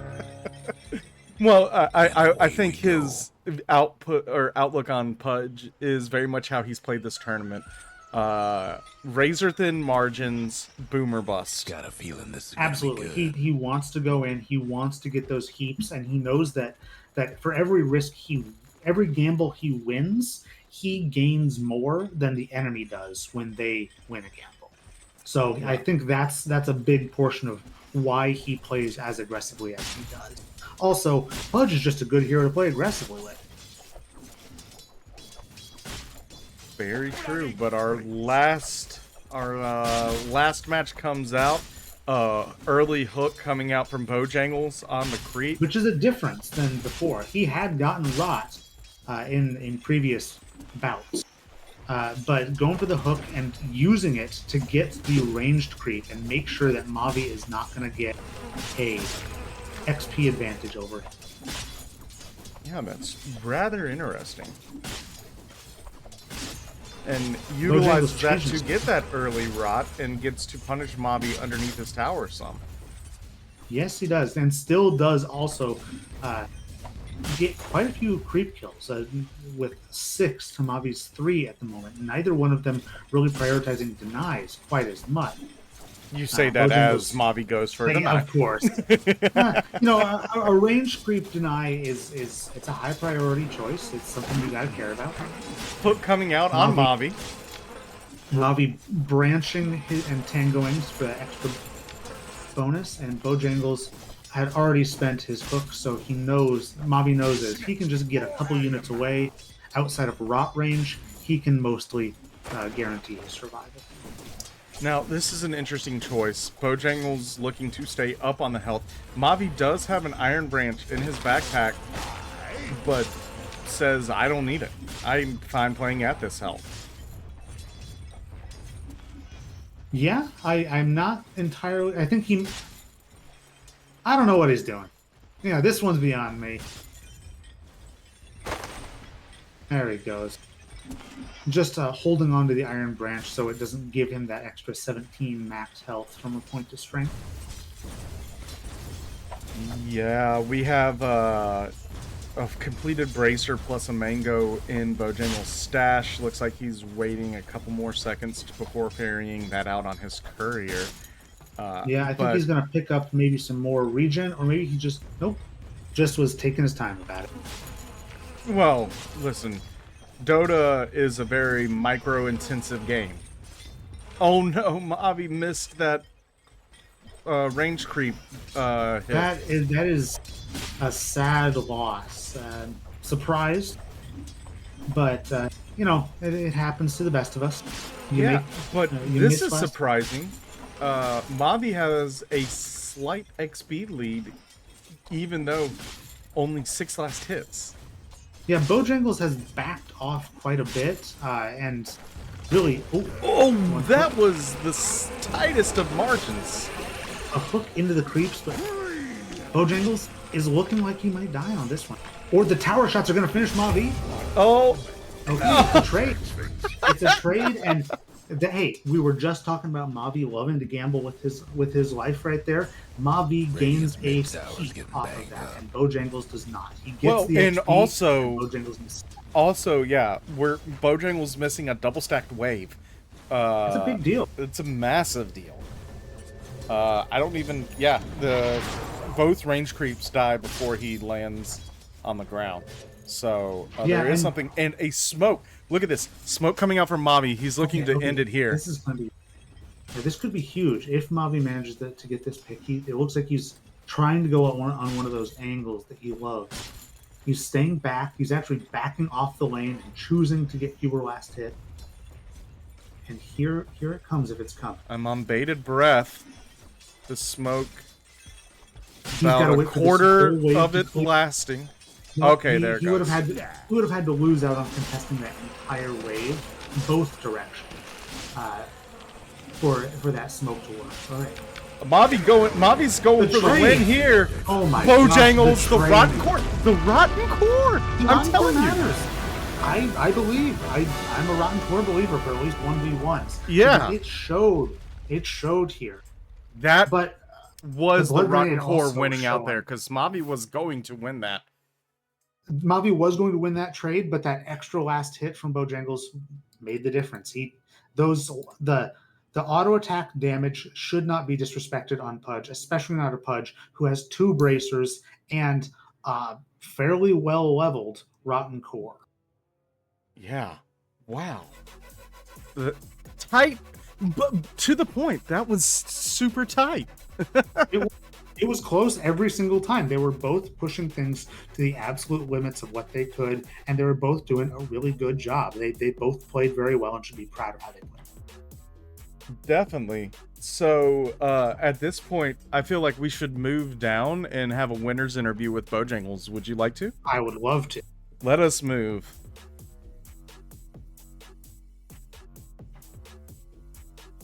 Bojangles, you Yep. have you've won. Congratulations. Defeated Mavi. Defeated the monster. You did. It was did you feel like it was a David versus Goliath sort of situation, or was it something where you were just playing a game of Dota? Yeah, it was very scary. He had those crazy hooks on a couple of the other guys in the early ones where he was waiting for the range creep to die, and I felt like there's That two was- conflicting styles. That really was. That was some impressive play, and I figured that you had been watching for some opposition research and seeing him play. What did you change about how you played to try and get that advantage over that on that last game? I just didn't want to give him easy hooks, those cheeky hooks into towers and stuff like that. And then I just tried to outlane him and get an advantage with bracers and HP. Yeah. And you chose your Rotten Core basically every game. That was a hot topic of debate amongst the two of us. Yes, it was. Was there a reason you decided, or what was the reasoning for you to go that fast instead of Dismember? The Dismember one's only good if you're getting to 6, but if you're going Rotten Core and you're trading in lane and laning, then obviously that's the one that's gonna help out the most. And so I don't want to wait to 6 to have an advantage. And so it helped with the laning and just snowballing from there and trading. Well, again, congratulations, Bojangles. Do you have any message to Mavi and the rest of your competitors within this tournament? Just glory to Elliott Jewelers. Son of a bitch. It looks like Mavi, our founder and our runner-up, has joined us in the post-game chat. Mavi, how do you feel? Can you hear me? It was a Oh, hard shit. loss. We It was can, a hard yes. loss. God damn How'd you- it, dude. It was a close one. It was so close. Both. Every time he killed me, it was always like All 5, three 10 games. health It away. was a split, really a split-second difference. You I both think played your hero very well. It really showed you which facet to go. That other facet is the way to go. I was not surprised that you didn't change, but I Yeah. was wondering, has your outlook on that other facet changed going forward? In this scenario, yes, exactly, for sure. But I was just banking on it going level 6, and then I have like an advantage and I can close it out. But it was way more fast paced, you know. It didn't really get to level 6. That's totally both of you fair. did. Yeah, both of you did really like to play this fast paced. We saw some Pudge players who were backing off a little more, but we saw both of you really wanting to get in there and rumble with your repeated and with zero instigation blood grenades. That's honestly another that's another hack here is the blood grenades. Whoever had the most blood grenades won. Well, as we close out our tournament, Mavi, do you have any message to the fans who have been watching before we end the stream? All hail the Cobb. Thank you for watching, and we'll see you next time. Definitely. about All sums hail it the up. Cobb. All hail the Cobb. Thank you all for watching this. We hope you enjoyed the games and the stream. And we hope that you will join us for the next Kernel Cup if you can. And to find that Kernel Cup information, please go to sites.google.com/view/TCF events or look up Kernel Cup on Google. You can find us there. But in the meantime, this has been Holiday and Moumpt305. We want to thank everybody for coming by. Have a great end to your Saturday and a great week. Bye-bye.